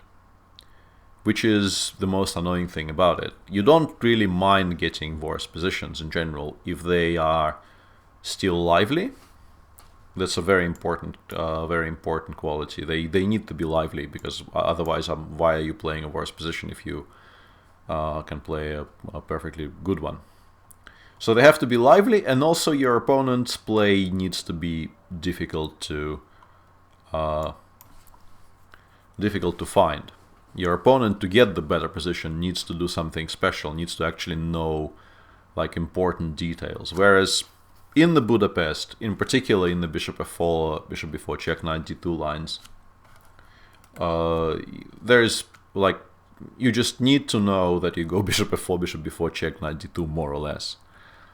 And you will get a position where you have the bishop against the bishop and knight, and you will have some pressure, and some of those games you will win. Most of them, I guess, you will draw, but some of them you will win with white, and you will also be the only side enjoying it. So yeah, I had to give up on the Budapest. I have played a decent amount of that opening when I was much younger, and I enjoyed it, and if white plays something which attempts to refute the opening, then you get interesting positions, which could very easily be very, very bad for black, but at least they are extremely double-edged and very sharp. Would I be willing to comment on the Illuminati and the other secret groups that rule the world? I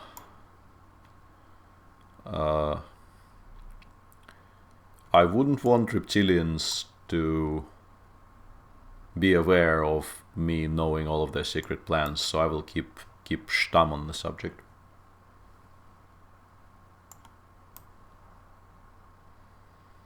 I mean, come on, why are you trying to endanger my family?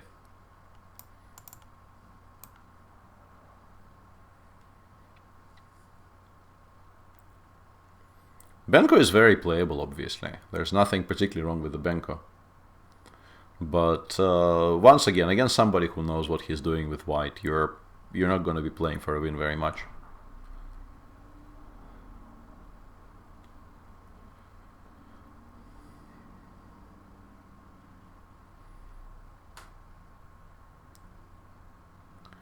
Yeah, Jan has very strong ideas on the Dolphins. Those ideas have been covered, I think, at length in our streams. So,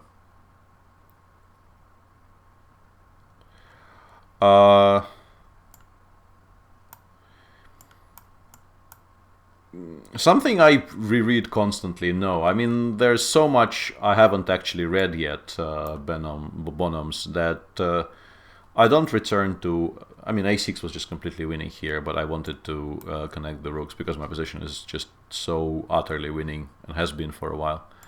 So I kind of tuned out there. I have no idea what that is, Vova Branya. I mean, to play an opening, you need to be aware the opening exists, and I don't know what that opening is.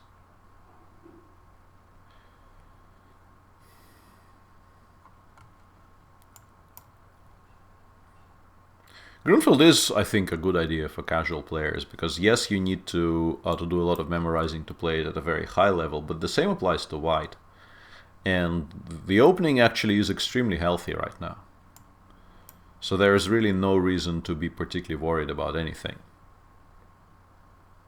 Nobody really seems to know what to do against it. So I think you'll... I mean, it's a very, very healthy opening at any level.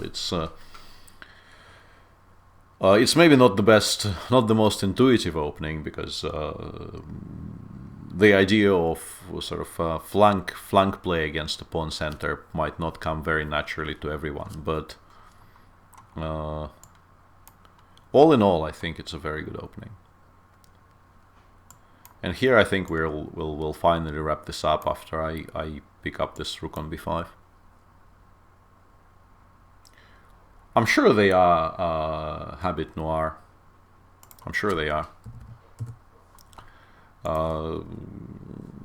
As with every great novel, I mean, even with the best translation, something will be lost. So let me just deal with the window for a sec.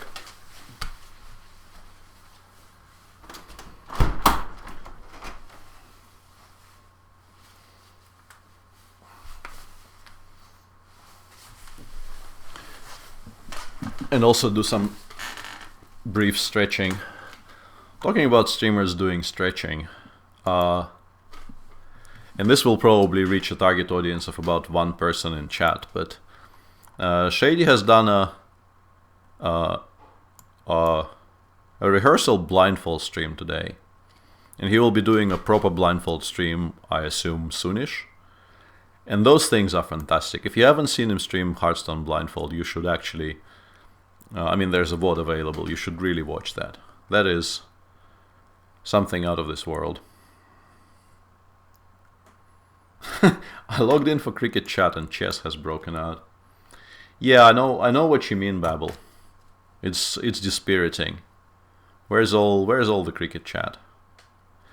Yeah, and I keep on like Why am I doing this to myself? I don't know this theory. This actually, I mean, there's a decent amount of theory about these lines.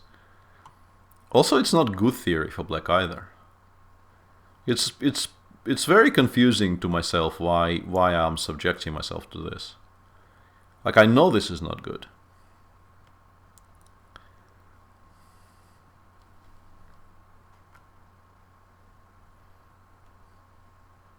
Just play bishop d2, then e4, f4, knight f3, bishop d3, castle z5, mate is the general plan here, and it's a very good plan. So yeah, very, very confused as to why I chose to go for this. Doing this like for the first time without knowing how bad it is semi-understandable. Doing this to yourself when you actually know how bad it is beyond stupid.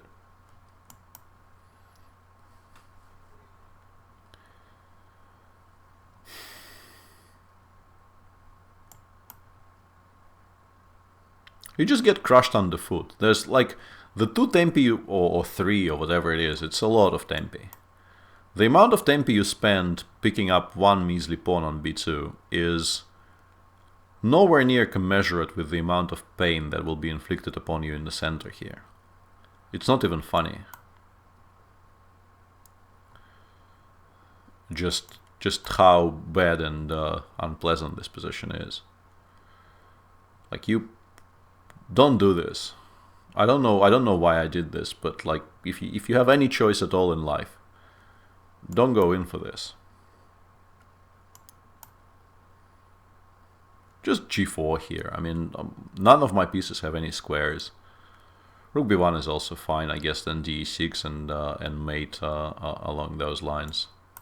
The queen needs to come back to at least some kind of squares. Yeah, this is extremely ugly. Made even uglier by the fact that it could have been so easily avoided by not going in for any of this stuff.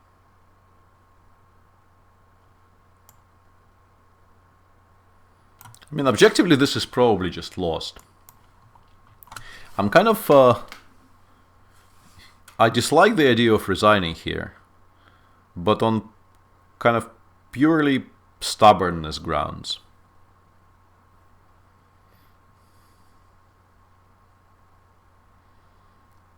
And for kind of meme grounds as well, because there are, you know, too many jokes already about me resigning way too early.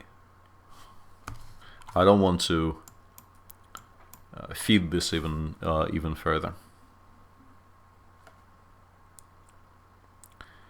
I'm trying to open up spaces for at least some of my pieces to, you know, have some moves. These are not good moves, but at least, you know, I've developed one piece to a square which I don't hate. Which is, you know, grounds for very guarded optimism. Very, very guarded optimism, though. Because, like, if I castle, he takes on e6, I take on e6 back, he goes queen e4. There's no way for me to actually protect the... No, I can play g6. I mean, it's going to be unbelievably ugly once again, but I don't need to resign straight away, which is, like, the benchmark for success here. I'm trying to make moves which don't make me resign on the spot.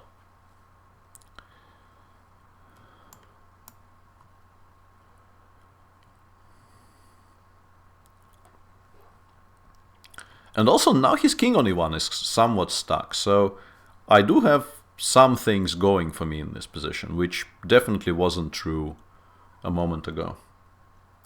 Have I missed mate in one in an official game? At least once, maybe... Well, I definitely was mated in one move, which took me by surprise, but that was in a junior competition 28 years ago. Since then, I don't think so. But I wouldn't be willing to bet my, you know, entire life savings on that being completely true. And I might actually be getting away with it here, which is frankly completely unbelievable. Like, I shouldn't be anywhere near this game. I mean, the game should have been over ages and ages ago. How it's still continuing is very baffling. I mean, he's still doing very well here, don't get me wrong, but I have actual counterplay. I'm not, maybe even worse, which is a sentence I was not, you know, ready to contemplate some time ago. The fact that b7 is hanging might actually be relevant later in the game, which is why, it has to still be the correct move. I need to trade some of those bishops and you know, have some dark squares to look forward to. Although, I mean, he just takes on b7, I think, with the rook. And the king on c1 is safe enough. Yeah, I don't think I have you know, objective counterplay here that is in any way enough, but it's the best position I've had all game, so let's not knock it.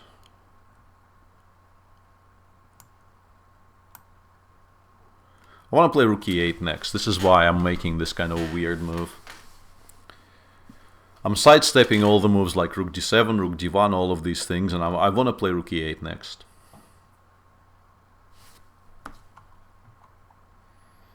Or, yeah, I'll still place it on this file because I think it's the better file. If he goes knight d5, I can find the square for this rook. Like rook d4, I guess, maybe. If I somehow manage to include the knight on h... I mean, if this knight actually becomes a real boy, I might still be okay, but yeah, it seems unlikely. Yeah, rook f1 is a very strong idea. I can very, very severely underestimate it.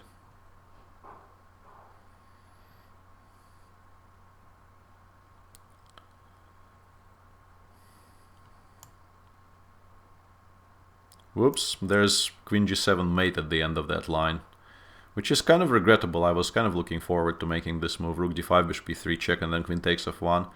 But he just goes king b2, and then there's queen g7 in the end. Sad. Need to make a move of some description. Ah, move.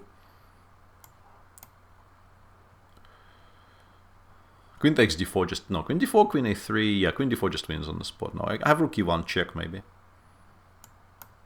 But I will lose on time here.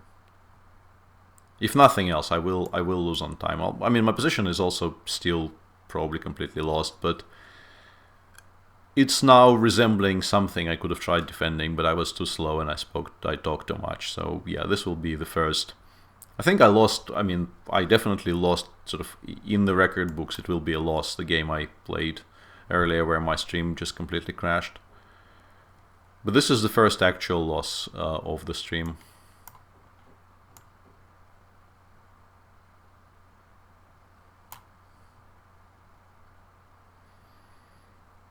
This game my opponent just played better than I did.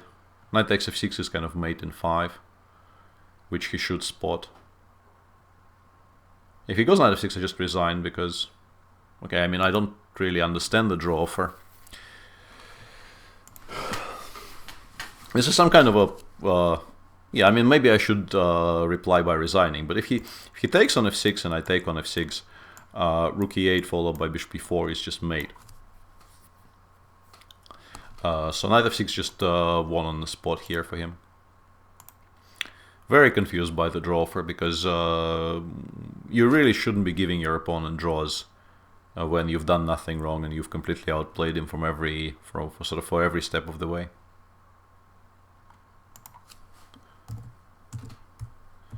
But yeah, I mean, we take those as they say. We take those.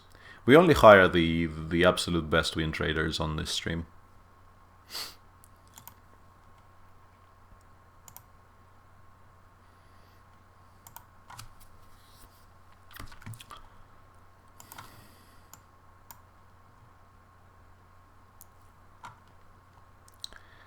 But obviously the quality of my play has dropped off very, very significantly from the first hour, when I felt I played objectively quite good chess.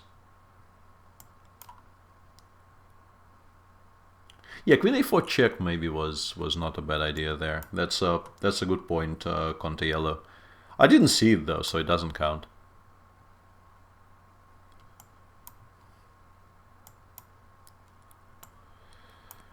That's an interesting opening to be playing when you don't really remember any of your analysis, but once again, that's what we do here.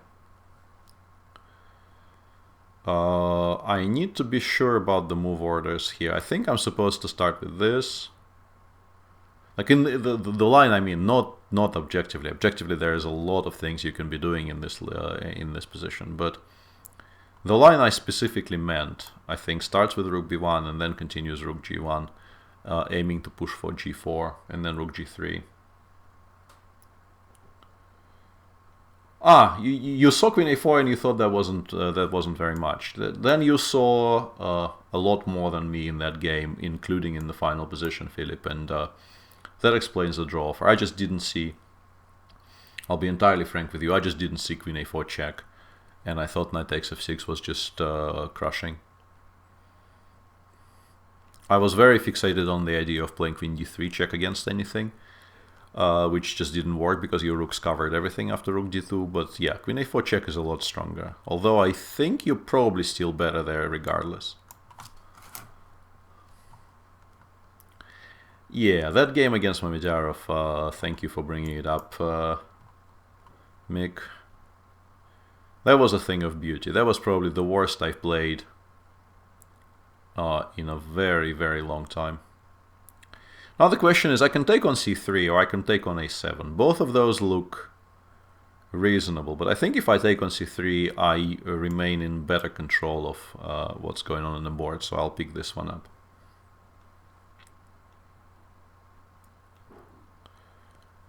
And I want to go bishop b3, king f2, and once it lands on f2, I think I should be converting quite easily.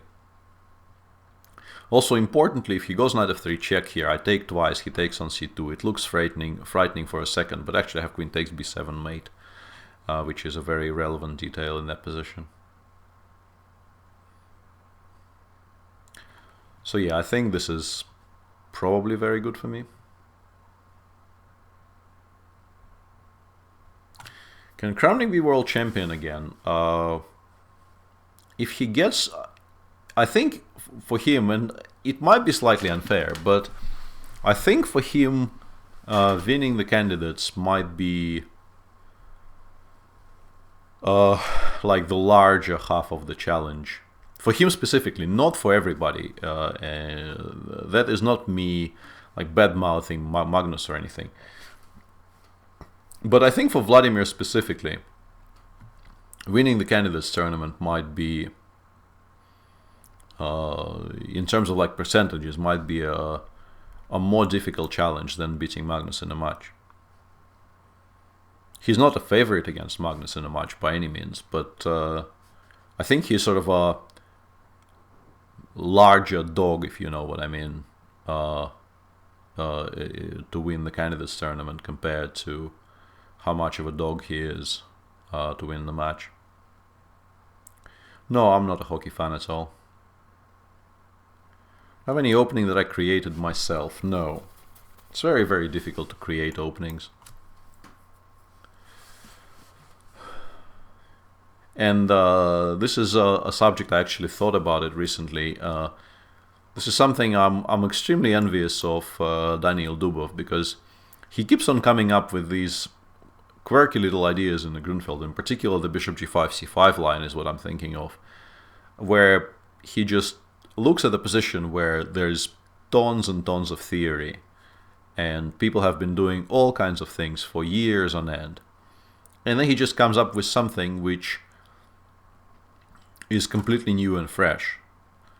And I'm sure c5 has been played after bishop g5 before Dubov started doing it, but he was the first serious player to develop it seriously. And what should probably count as his novelty on move 4 is just such a fantastic record. It's just so difficult to find a new idea these days on move 4. No, I did not invent the early 97 bishop f6 in the Spanish. I was just I think the first reasonably high profile player to play it more than once.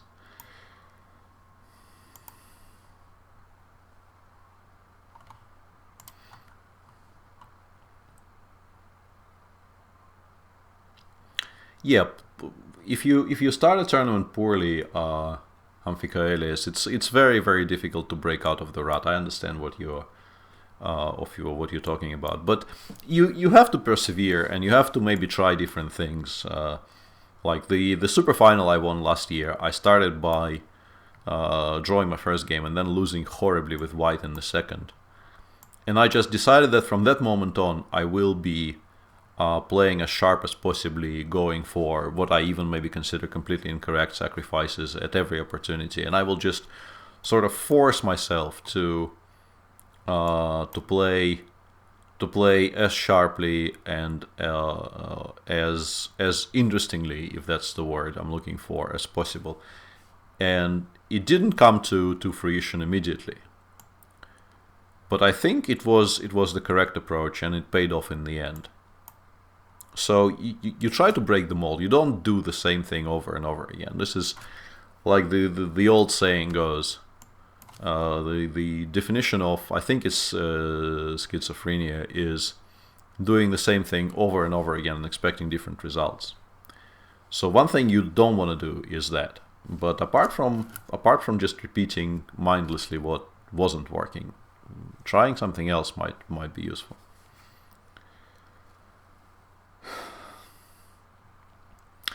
I don't agree with that statement, Bapes.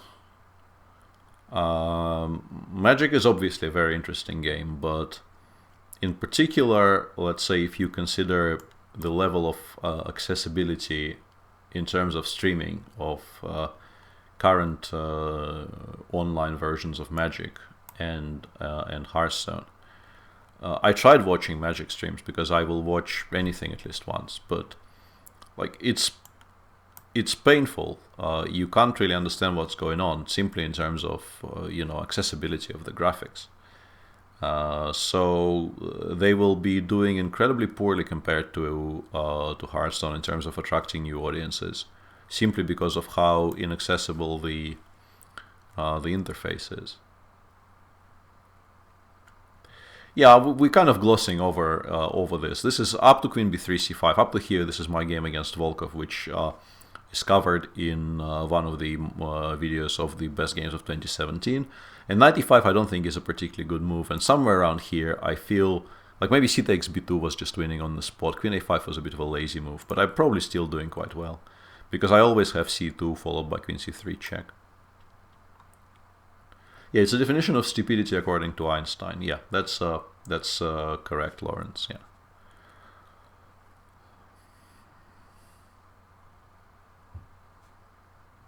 Or insanity. Yeah, people are disagreeing in chat on this, on what exactly it's the definition of, but nothing good would be a decent description. And here we're just completely winning. Starting with knight e5, what my opponent was doing was very ill-advised.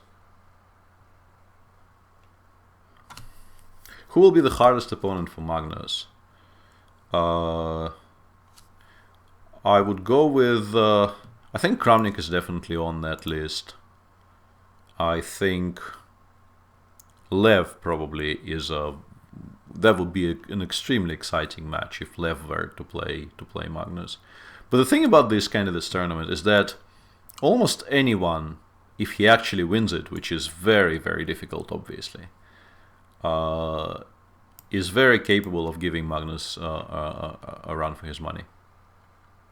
Fabio, of course, yeah. I think it's harder to rule out people in this tournament as not very good challengers.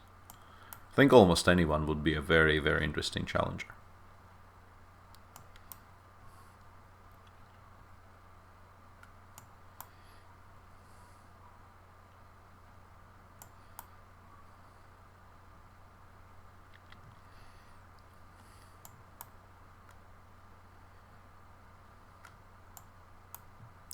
I haven't done this in a while, but you know, on a certain level, this line is kind of easy to understand. You push e5, you then play knight f1, h4, knight h2, knight g4, bishop g5, knight f6 check, and you give mate. It doesn't really work like that, but you can pretend it does.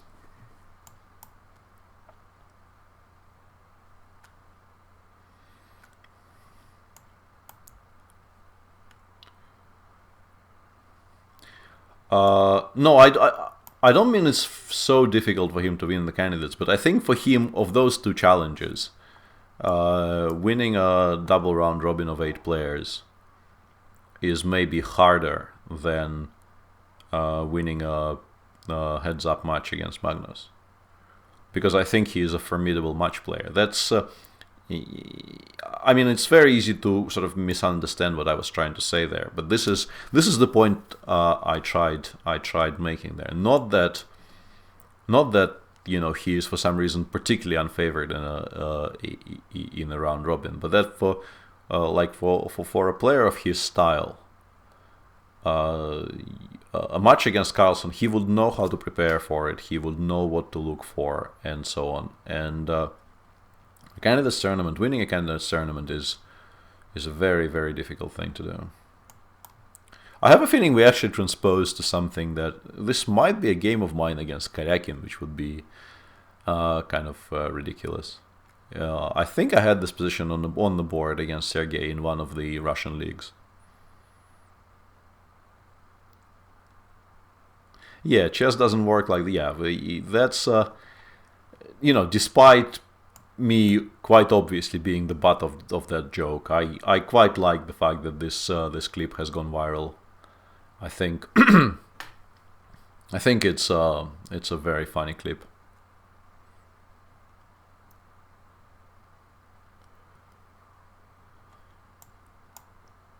I don't think Sergei took on c4. I think Sergei went knight b6, knight d6, knight d5 in this position, if this is the actual position I'm referring to. Not that bishop takes c4 is a horrible move, but here I think I can expect, if I manage to solve the issue of how to deal with knight d4, which will come sort of as soon as he moves the rook away from a8. If I manage to regroup my pieces so that knight d4 is not a horrible problem for me, I should still be slightly better.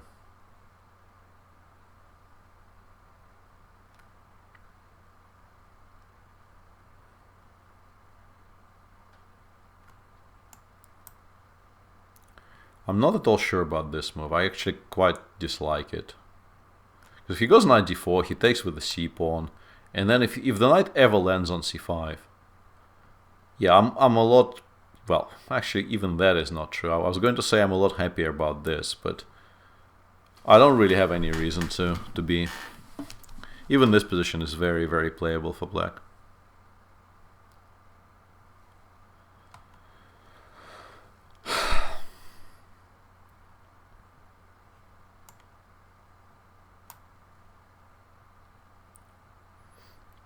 But here, at least, you know, there is no real attacking plan available to my opponent, because if he takes with the pawn on d4 and then at any point achieves the ideal knight d7, knight c5 maneuver, he is just going to be pushing for an advantage, which is definitely not true about this position. In this position, white is very much in control, or at least white was very much in control until I blundered the e5 pawn. Black couldn't take on e5 on the previous move, because then I would have bishop f4, bishop takes b8. But now that the rook on e1 is hanging, this is... I remember early on in life I read this classification of blunders. And this is termed, I think, like an active blunder. I have created a threat in this position which wasn't there a move ago by moving a piece from a good square to a worse square.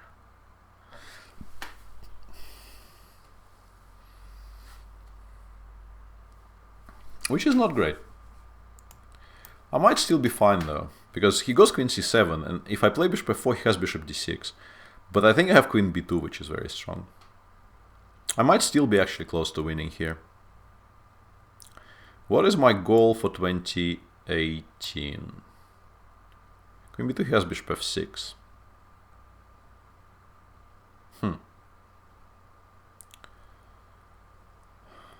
Yeah, bishop f6 is very strong there. Looks like my stupid mistake will actually cost me quite a bit here.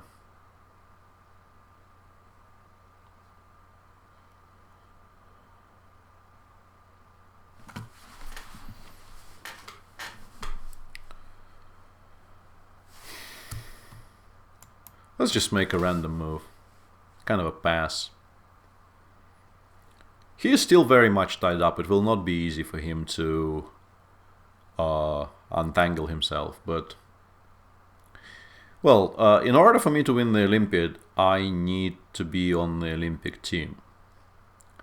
Which... I don't think I'm guaranteed a spot. I am not at all certain I'm guaranteed a spot on the Olympic team, so...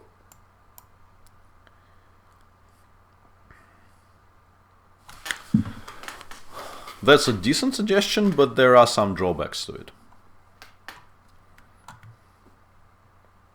As a kind of a long-term ambition, there are some problems with me setting this as a particular goal for 2018.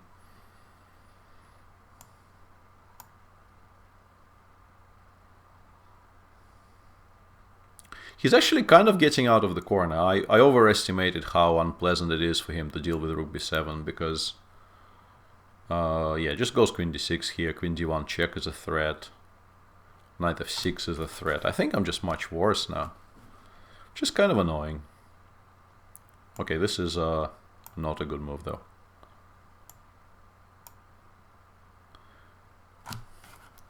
My opponent actually played very well up to that point. I really liked what he did with his position from a certain moment onwards, but yeah, blundering a full piece in one move will ruin most positions. I'm not sure. I mean, I'm not planning to go to Reykjavik currently. Things might change, but no, it's not currently on the agenda. Do I prefer a rapid or long time?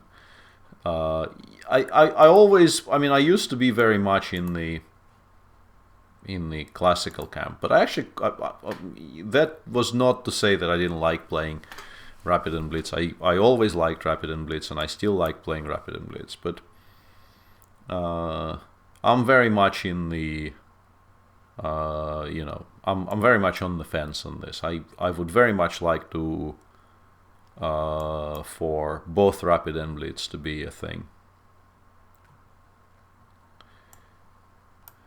Yeah, that was quite well played by my opponent until that unfortunate mistake at the very end of the game.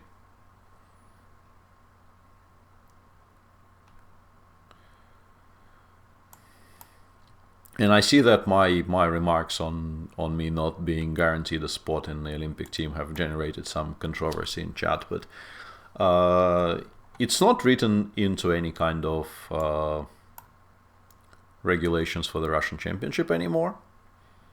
And the team is selected basically with the one and only goal in mind, to maximize the chances of the team to actually win the Olympiad. And you know, it's very questionable.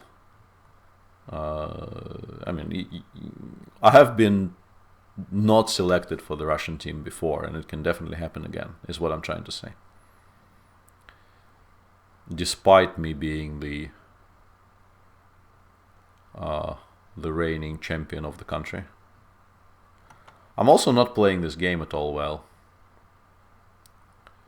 For instance, I was planning to go knight e4 in this position, and then I realized this actually blunders the whole rook, which would be a drawback to most ideas.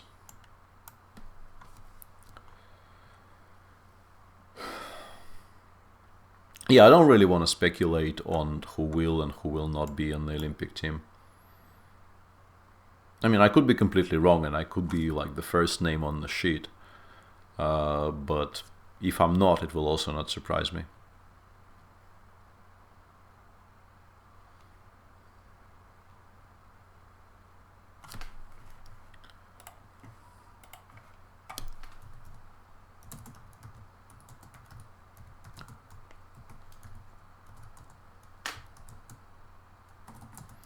Hang on a sec.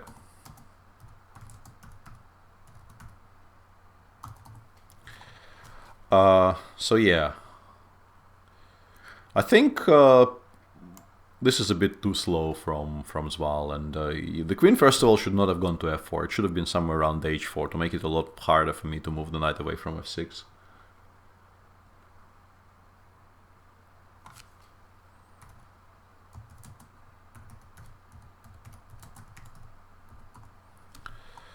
And I think once the knight actually leaves the f6 square and the threat of f7, f6 presents itself, I'm doing quite well.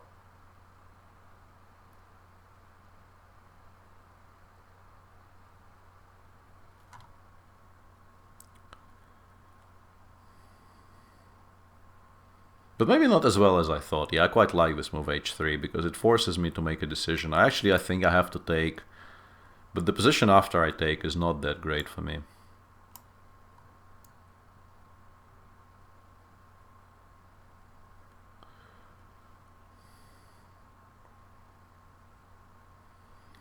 I need to play f6, fe5, but then he goes queen h6, queen h7, which is very awkward.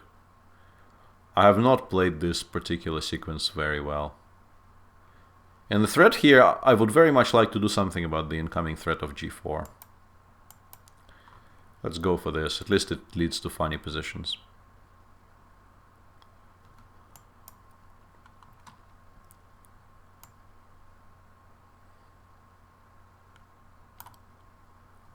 Yeah, I missed this move, but I'm not sure if it's stronger than like the normal ideas. Because I was planning to run with the king anyway. And now I have this wonderful, wonderful pawn center, and the one thing that remains is to not get mated immediately, which should be achievable, I hope. And then I should be okay.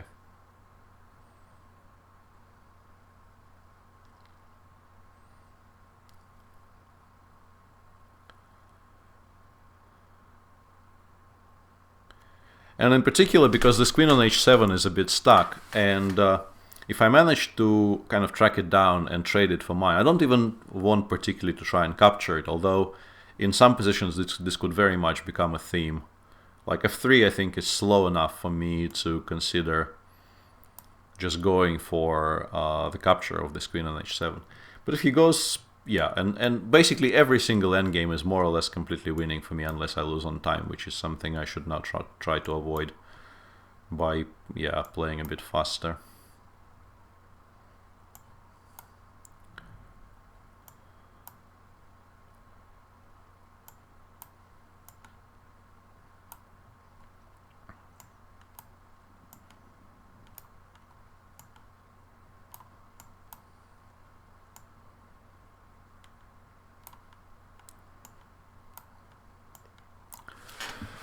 Okay, yeah. Sorry I shut up there, but I kind of didn't want to lose that that very, very beautiful position with this extended pawn center by continuing to play at my normal speed.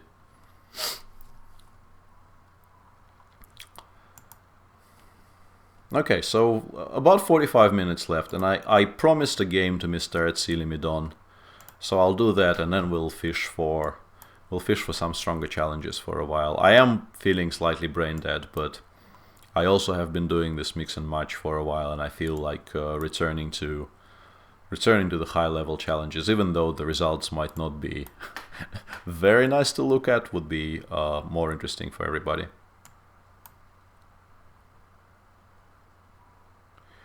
Who do I think the Russian team will be in 10-15 years? 10-15 years is a long time. I can sort of name the core of the team I think will be playing in like the 5 years time, but yeah, and I don't like my c4 move at all. I think it was a mistake.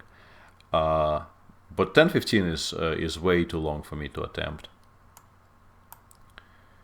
I think the core of the Russian team of the future you've seen in team events this year, when like the old timers who have been very much, you know, the core players have all rotated out due to, well, being too old in the tooth. The team will be based around, I think, Fedoseev, Dubov, my good friend Maxim Matlakov, hopefully. I hope Nikita Vityugov becomes a regular fixture, and Artemiev is a very interesting up-and-coming player. I think it's too early to talk about Yesipenko in terms of the national team, but I mean, he is obviously an incredibly gifted junior. So, the future doesn't look bleak at all. The future looks quite promising, actually, but yeah, and obviously the known names like Jan Nepomniachtchi is still very young, and he will be very much a player for the team for many years to come. As Chad correctly reminded me, that was a stupid omission on my part. Sergei Karyakin is a tremendously strong player as well. It kind of depends on how serious he is going to be about chess, because when he is very motivated, when he has a clear-cut goal in front of him, I think he is a tremendously strong player who can achieve many things. But he also obviously has other interests in life.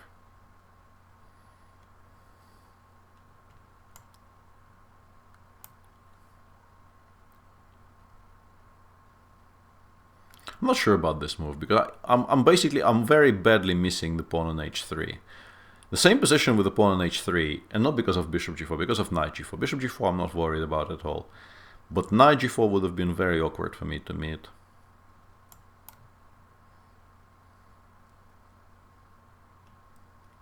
I want somebody to explain to me what studying the endgames means concretely. You need to know the basics, Guillaume. And by the basics I mean, like in the rook endgames, there are very, very strict rules as to which positions are drawn and which positions aren't. And if you know these rules, they will be of extreme help for you in many cases, because you will know how to simplify properly. You will know what to aim for properly in positions where you will have a choice of entering or not entering a certain rook endgame. In many cases there will, well, in most cases actually, and rook endgames, I'm talking in particular about rook endgames because those are obviously the most common kind, the kind that you see most often, and therefore the most strictly necessary to study. And you can't really calculate those things over the board. So if you don't know, you will make mistakes that will cost you games. And then once you've mastered the basics sufficiently, you can go into deeper things. But first and foremost, what will create the immediate biggest and the most observable improvement in your play in terms of studying endgames is just picking up a comprehensive book on, let's say, rook endings, and teaching yourself what's winning and what's not. That is a mistake, what my opponent just did. It's a very typical mistake people make, but that is a very large mistake. And his position, actually, if he goes something like rook f8, is perfectly playable here. It's very important to protect this bishop on e7 so that none of these tactics ever work. And then you can do many things. Like, I mean, I'm still obviously better because of my e4 and c4 pawns and the two bishops, but it's very, very playable for black.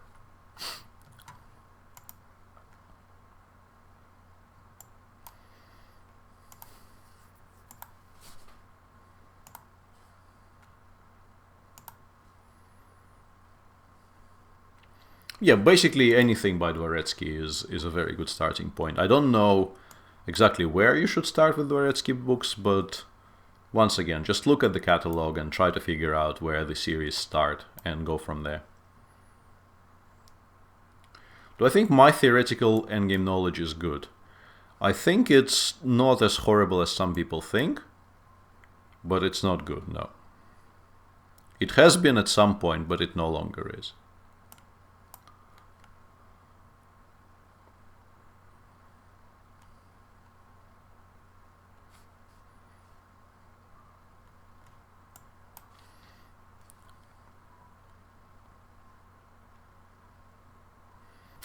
People complaining I haven't played the King's Gambit. Yeah, I mean, this is...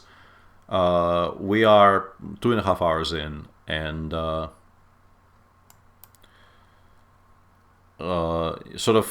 at this point, if chat doesn't remind me specifically about my promise to play the King's Gambit, I will play something safer, in particular against people rated as high as this, because I am extremely tired, and I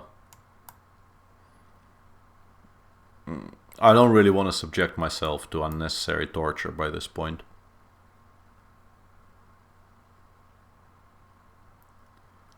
Hey Ollie, very happy to to see you here.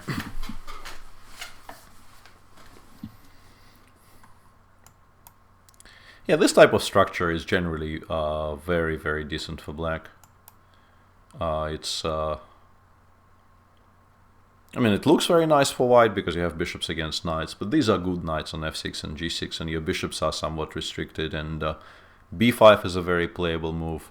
Also, c5, somewhat surprisingly, is a very playable move because the bishop on c1 is my biggest issue, and by placing a lot of his structure on the dark squares, black, I think, does a very decent job of sorry, restricting most of my potential play.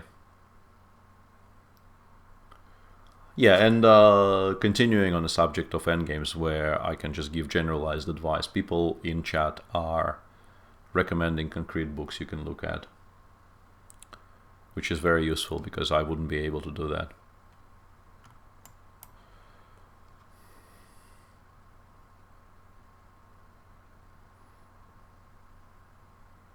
Please avoid the King's Gambit.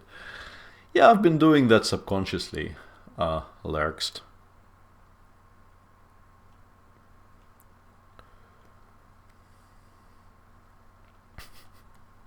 And now he's getting flamed for that comment. Please don't flame common sense. I understand common sense is not the most exciting thing in the world, but I think it's something that is quite clearly lacking in the world right now, in so many respects. So somebody exhibiting clear signs of possessing common sense should not be flamed in our chat.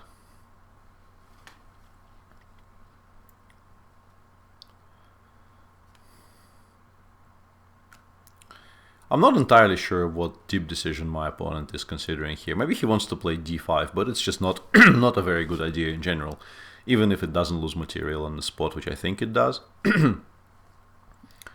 So you just play rook a d8 here, or c5. I think it's too late to play b5. You needed to play b5 whilst the bishop was still on c1, because then you would get to trade on a4 and not on b5, where it creates a weakness, obviously. So yeah, rook a d8 is what I expected, and I think it's the correct approach. And now I will sidestep... actually, what I would like to achieve is b3 followed by c4, but I'm kind of worried if I let black play d5 in this position, it will suddenly become good, because it hasn't been good for a while. But I think it might be good now.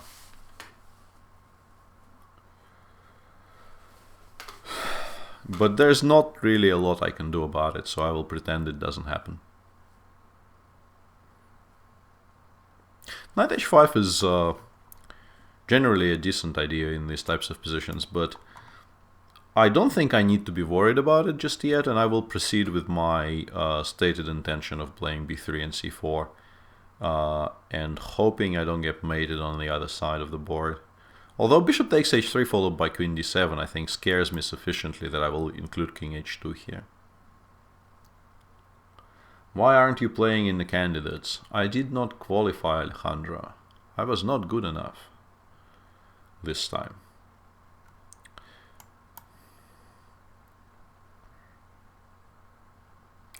It's a bit weird for me because I have, due to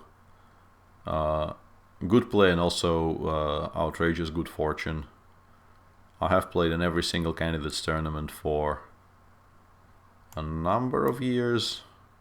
I mean, starting from 2013, I haven't missed one yet. This will be the first one I miss. And it's obviously a very bittersweet feeling to be commentating on it this year, but it's going to be a tremendously exciting tournament. And I will enjoy commentating on it. I would have liked to play in it as well, but You don't always get what you want.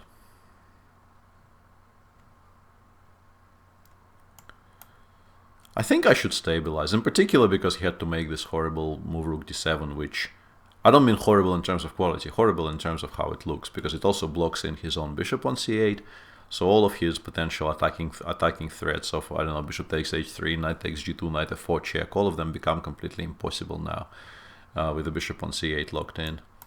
Yeah, and this, I mean, with the queen on e3, I should just stabilize reasonably comfortably here. One thing I need to watch out for is the ideas of rook e6, g6, but I think I should be fast enough.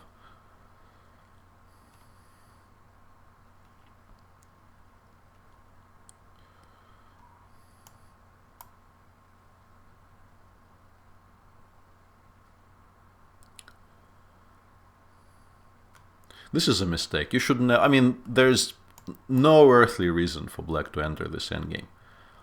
It's just an immediately completely lost endgame. I understand my opponent is very short on time here, but like black is a pawn down and also I have the bishops. So there is just, you never ever trade queens there. You have to play queen f6 and continue hoping that this knight on f4 will create some kind of problems for me.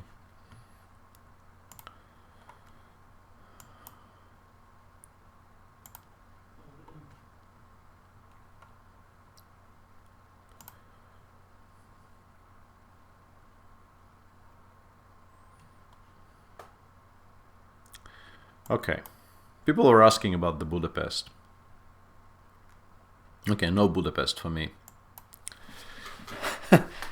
Saved by the bell there. I was going to play something I wasn't really going to enjoy very much, and then I got saved by my opponent's decision to dodge it. And this is now a very, very comfortable position. This is a kind of a move order where, like, as Grunfeld players, you dream of positions like this, because generally in Grunfelds you play c5 and nobody ever kind of lets you just take on d4. It's still very playable for white, there's nothing particularly wrong with this, but like it's still an absolute dream for black.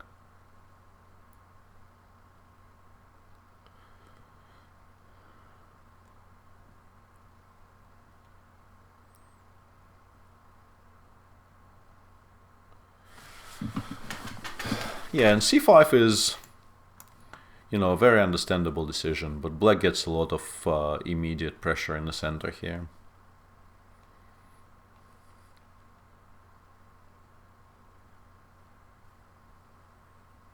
If he goes bishop e3, there's this very standard tactic of playing knight takes c5 followed by g4, but I'm not sure if it's good. So I will just continue developing normally, and I will reassess if and when this tactic presents itself later. Yeah, I can once again, I can do it here. I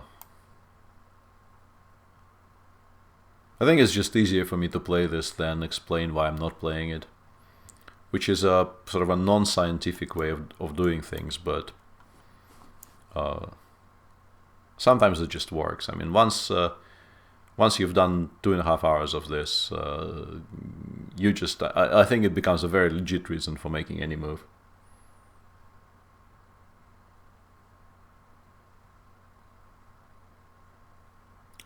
I think the reason Nizhmedinov never became top player was very simply that when he played his best chess, he was still a Soviet player, and there were so many very, very strong Soviet chess players at the time playing that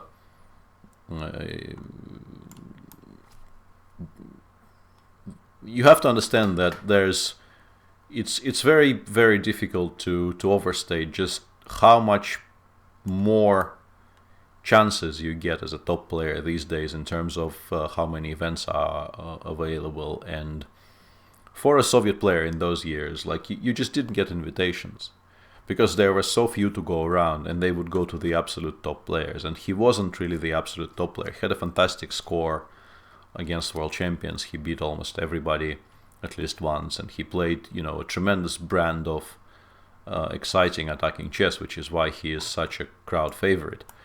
But in terms of objective strength, he wasn't really the best player in the country, and you just didn't get the chances you would get now. It's this simple. There weren't enough tournaments to go around. I should be much better, but I'm kind of confused as to how to convert from here. I mean, convert is maybe a bit strong, but this position is fantastic, but I don't see how I win. So I should just kind of play normal moves, I guess, and not really worry about winning on the spot.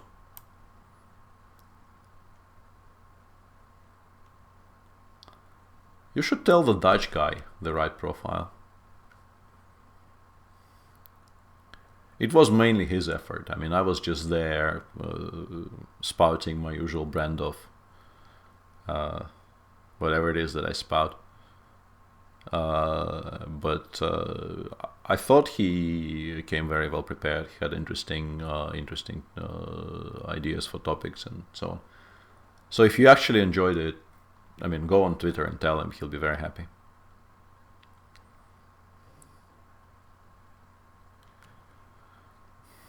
I'm still looking for tactical solutions here, which is like I'm annoyed at myself for. I mean, I just can't stop looking for tactical ways to exploit. Okay, I mean, this loses, but if he goes queen c2, I'm not sure why I played bishop b6. This is a bit cleaner. I mean, knight c4 also wins, but this is a bit cleaner. It's a whole piece.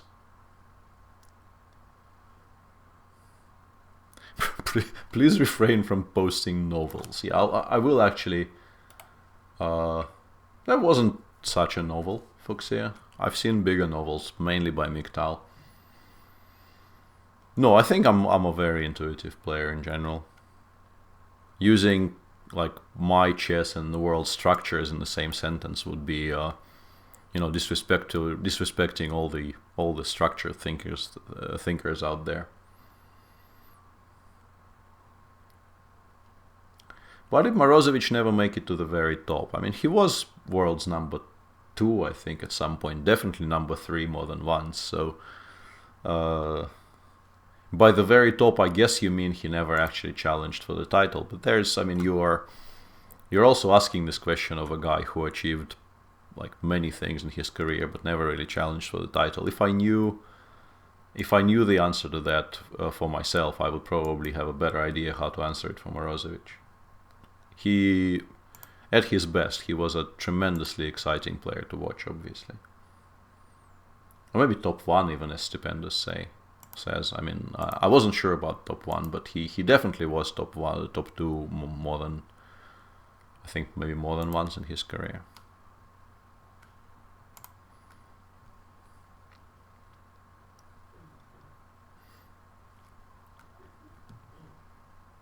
But yeah, that very final step is arguably the hardest one.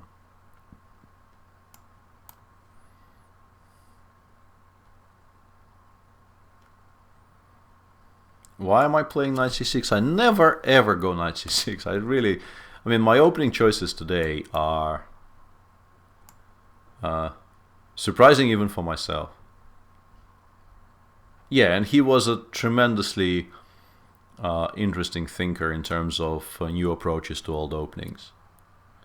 And this is a rant I've given on more than one occasion earlier, so those who watch my shows will be very familiar with it. But I think he gets severely underappreciated as a theoretician, because his approach to openings, I think, is very often written off as just something off the cuff he cooked up at the board, when he actually, I mean, there's a tremendous amount of thought went into all the offbeat stuff he played.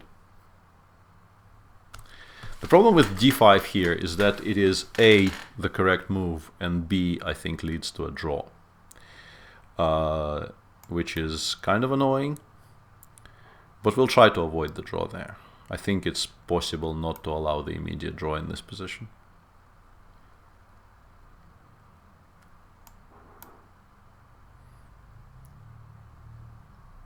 I gave up kind of an answer to that question, Sumil. The names I gave were mainly Russian names because that was the context, but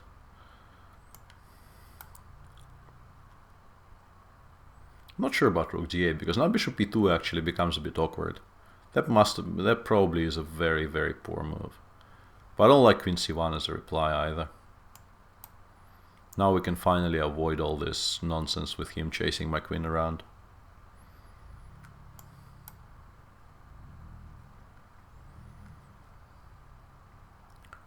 Of the non-Russian young players, you can name a few, obviously. I like Vidit very much, for instance. I think Vidit is that shouldn't come as any kind of a surprise because he's an established, very strong player by this point. But I think he is definitely one to watch out for. I'm getting completely outplayed here, by the way. Like, I like more or less every single decision my opponent makes, and I really dislike most of the decisions I made from a certain point onwards. Really, really disliking my play.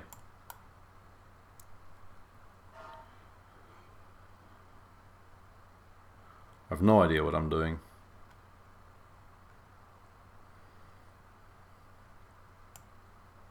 I have to watch out for queen e3. Queen e3 at some point will become incredibly unpleasant, so I'm considering going knight c6, but then after b4 my queen has very few good squares, and by very few I mean none, which is an issue.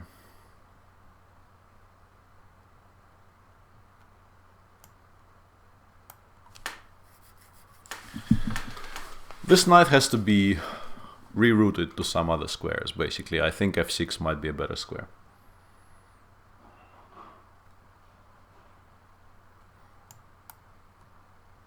I'm also kind of hinting at e7, e5 obviously here, but mainly I'm hoping to get this knight to d5.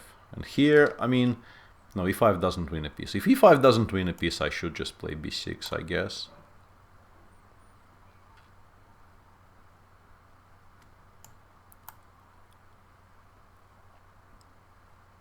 Completely blundered bishop f3. Yeah, I have no idea what I'm doing in this game. This show has been a bit too long, and it has now devolved into me playing some games passably well and some games just completely horribly, which is not my favorite type of the show, but this is what we are currently experiencing. I'm not dead lost, but it's close to it. Because of this pawn on c4, like, okay, yeah, now I am dead lost. It's really embarrassing how I played this game. h6 was just such a horrible, strange mistake, because, I mean, the queen is on c1. You should be able to figure out that with the queen on c1, h6 is not a particularly good idea. Yeah. My opponent is suffering from no such tactical oversights, which is annoying in a way. Yeah, I think I'll just resign here. I played this game horribly, he played it well, so let's not try to flag somebody who played just from start to finish played better than I did. 20 minutes to go. Let's pick a couple more 5 minutes games, I guess. If I see good 3-minute challenges, I'll take them, but I think we're probably playing 2, at most 3 more games, and we're probably picking 5 minutes.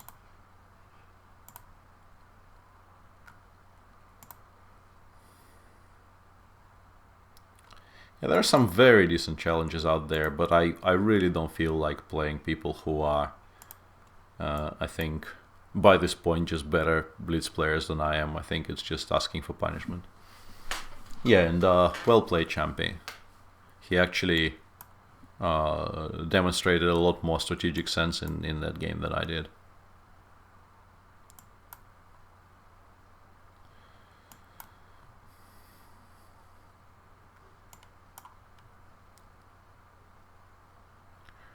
Why should it be unbelievable? You just played well, Champy. Don't sell yourself short.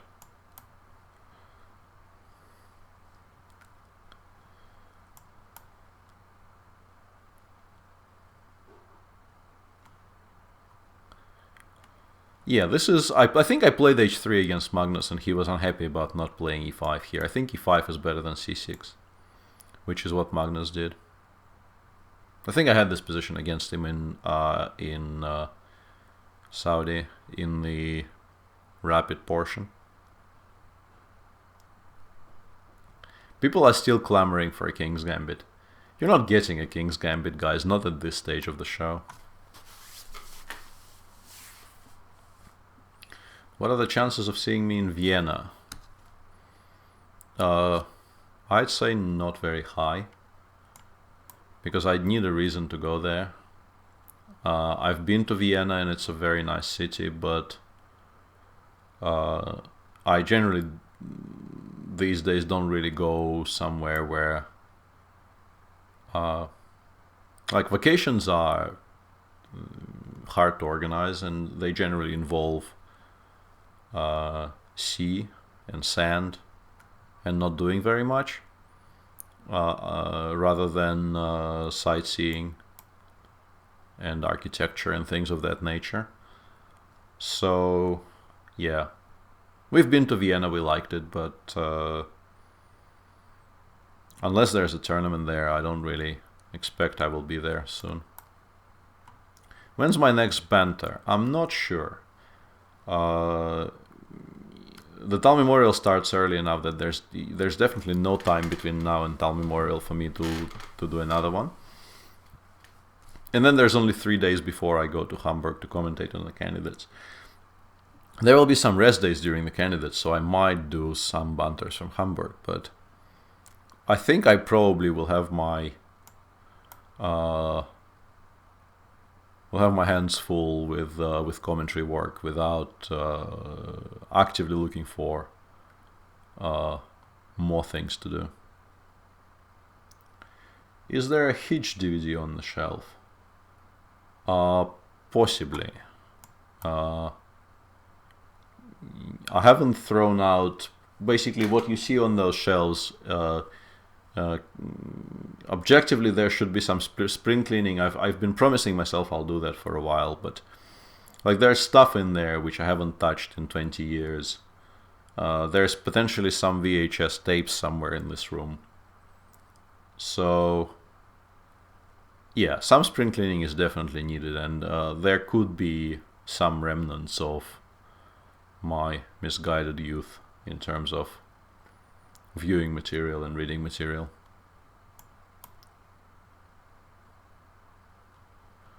Now, Chess24 definitely will be doing something about the candidates Phoenix.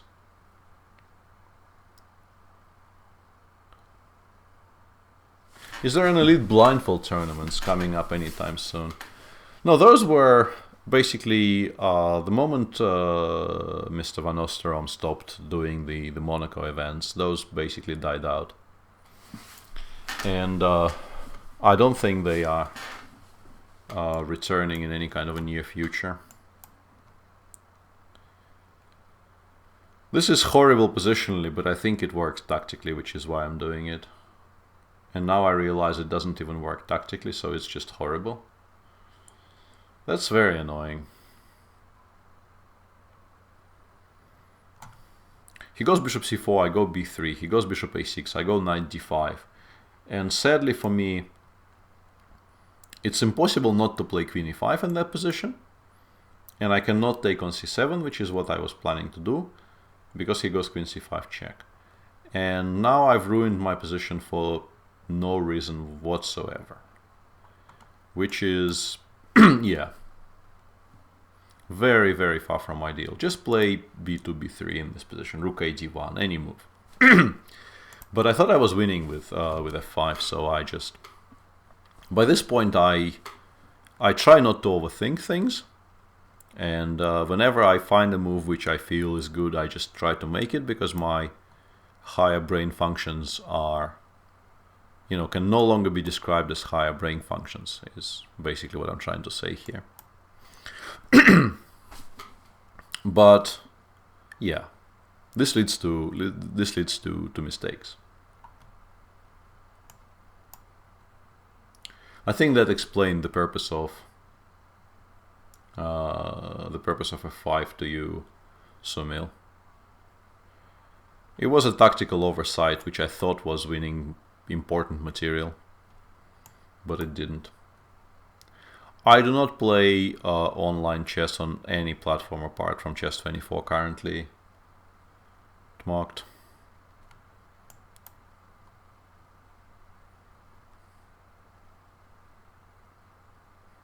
I might still end up doing okay in this game, somewhat undeservedly, but yeah, in particular once he takes on f5, because I think he calculated up to queen takes f5 here, but there is a tactical issue with this.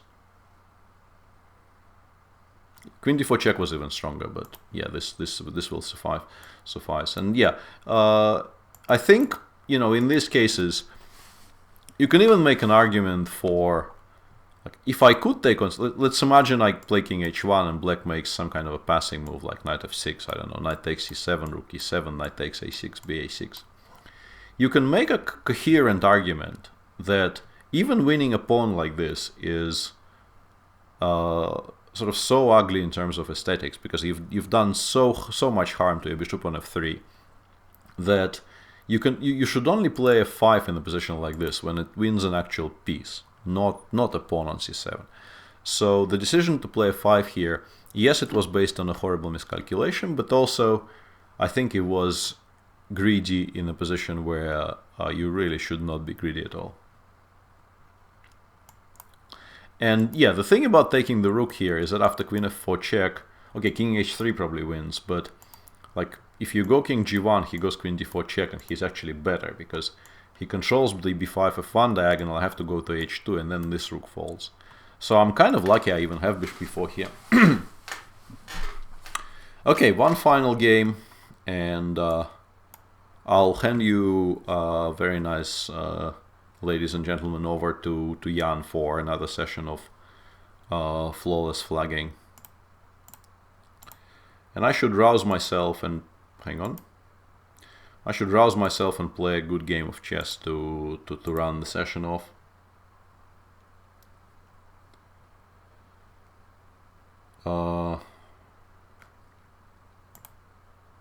And I should pick somebody who will try to beat me. It's also a 3-minute game, which means less talking and more thinking. It's not going to be easy, but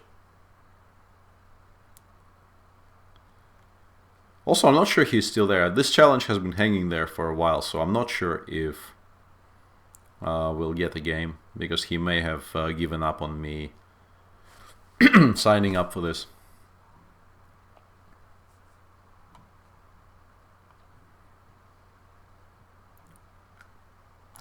I'm also losing my voice, and where is hydration bot where I need it?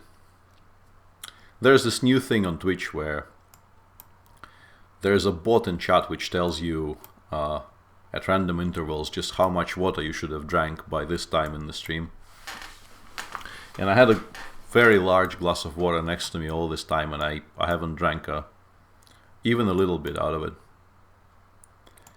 which is stupid.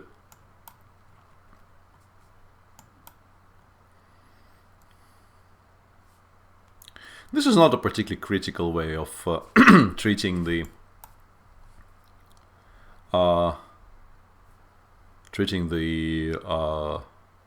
briar, but it exists, and it's not altogether horrible. That's the most you can say about this system.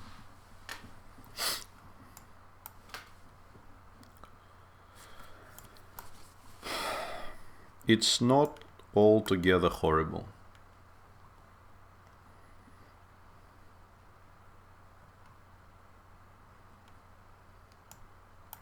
I'm not sure about this, but if he goes knight g6, I still have bishop g3, and it's very difficult for him to continue chasing it around. I'm also hinting I will play knight f5 if he gives me a chance. So... And if you want to go very, very technical, there is a better reply to a3 in this position. If you want to study it from the black side, you should look to alternatives to bishop b7 in this position.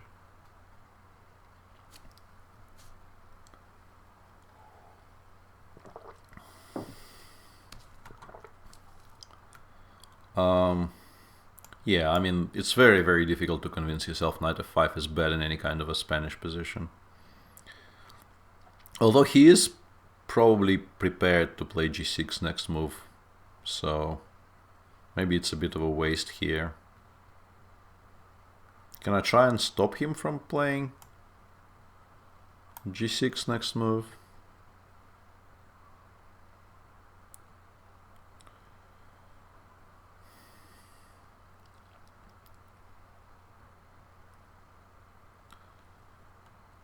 Once again, it's very much a battle of tempi, because if, let's say, if you imagine me playing rook a d1 here next move, I'm probably close to winning. But for instance, he has the move bishop c8 here, challenging my knight on f5, which probably means that we'll have to go back to d4. It's not horrible, but it will limit my... Whoops. That should have happened at some point in the stream. It always happens with me. Yeah, and this exists, and I saw this as a possibility, and I was kind of hoping I will not have to calculate this, because it's difficult. If I take on d6, unfortunately for me, the queen on d2 is hanging, so he is not forced to immediately take on d6 even. And if I take on b5, he has knight takes e4, which is what generally I would like to make work, but I don't think I can. I can also just pass on all this and play f3.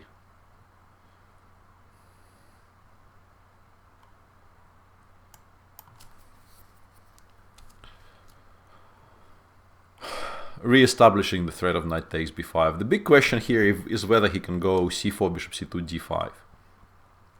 If this works for him, he will be doing fine. If it doesn't, I probably should have an advantage here. He can go queen b6 here. This move wasn't really worrying me a great deal, because it's not really very good for him strategically.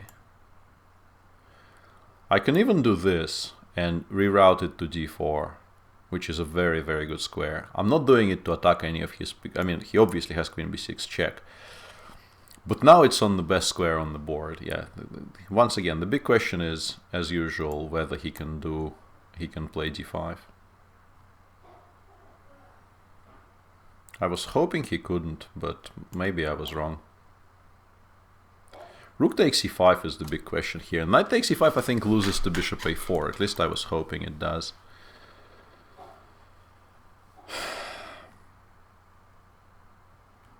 Yeah, and we are actually getting an interesting game to finish the show off. At least. So I'm happy about that.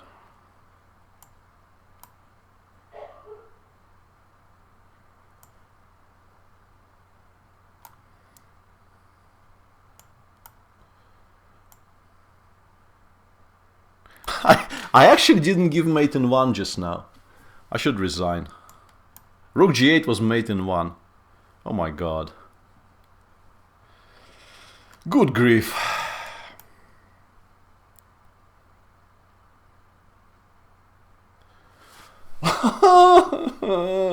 That would have been so glorious. Somebody actually asked me about this. During this banter, have I actually ever missed mate in 1? Rook g8 was mate in 1. On the other hand, if he plays f takes g6 here, rook f6, knight f6, he is worse but not lost. So yeah, and rook a8, bc3, was that working? I kind of briefly... Yeah, bc3 works here. I saw it existed, but I forgot the rook on e1 is hanging. Yeah, that's a very good point. That's a very good point. Whoever it was who pointed this out, the chat, yeah. bc3 here probably just wins for black. which is kind of regrettable. I saw the move existed, but I just thought I could take on e8 here, and what's the problem? But there is a problem.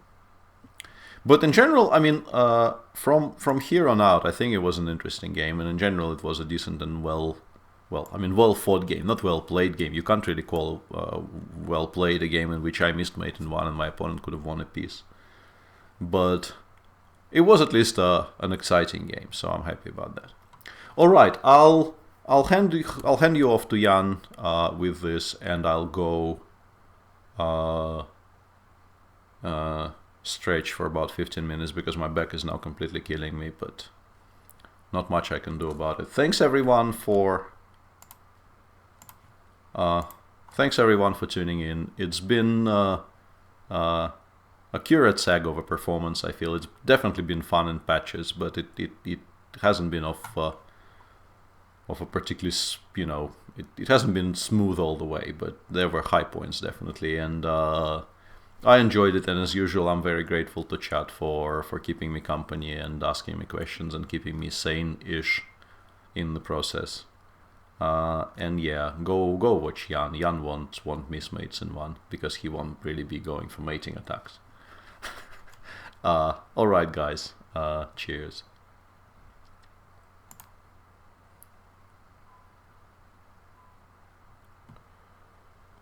How do I stop this?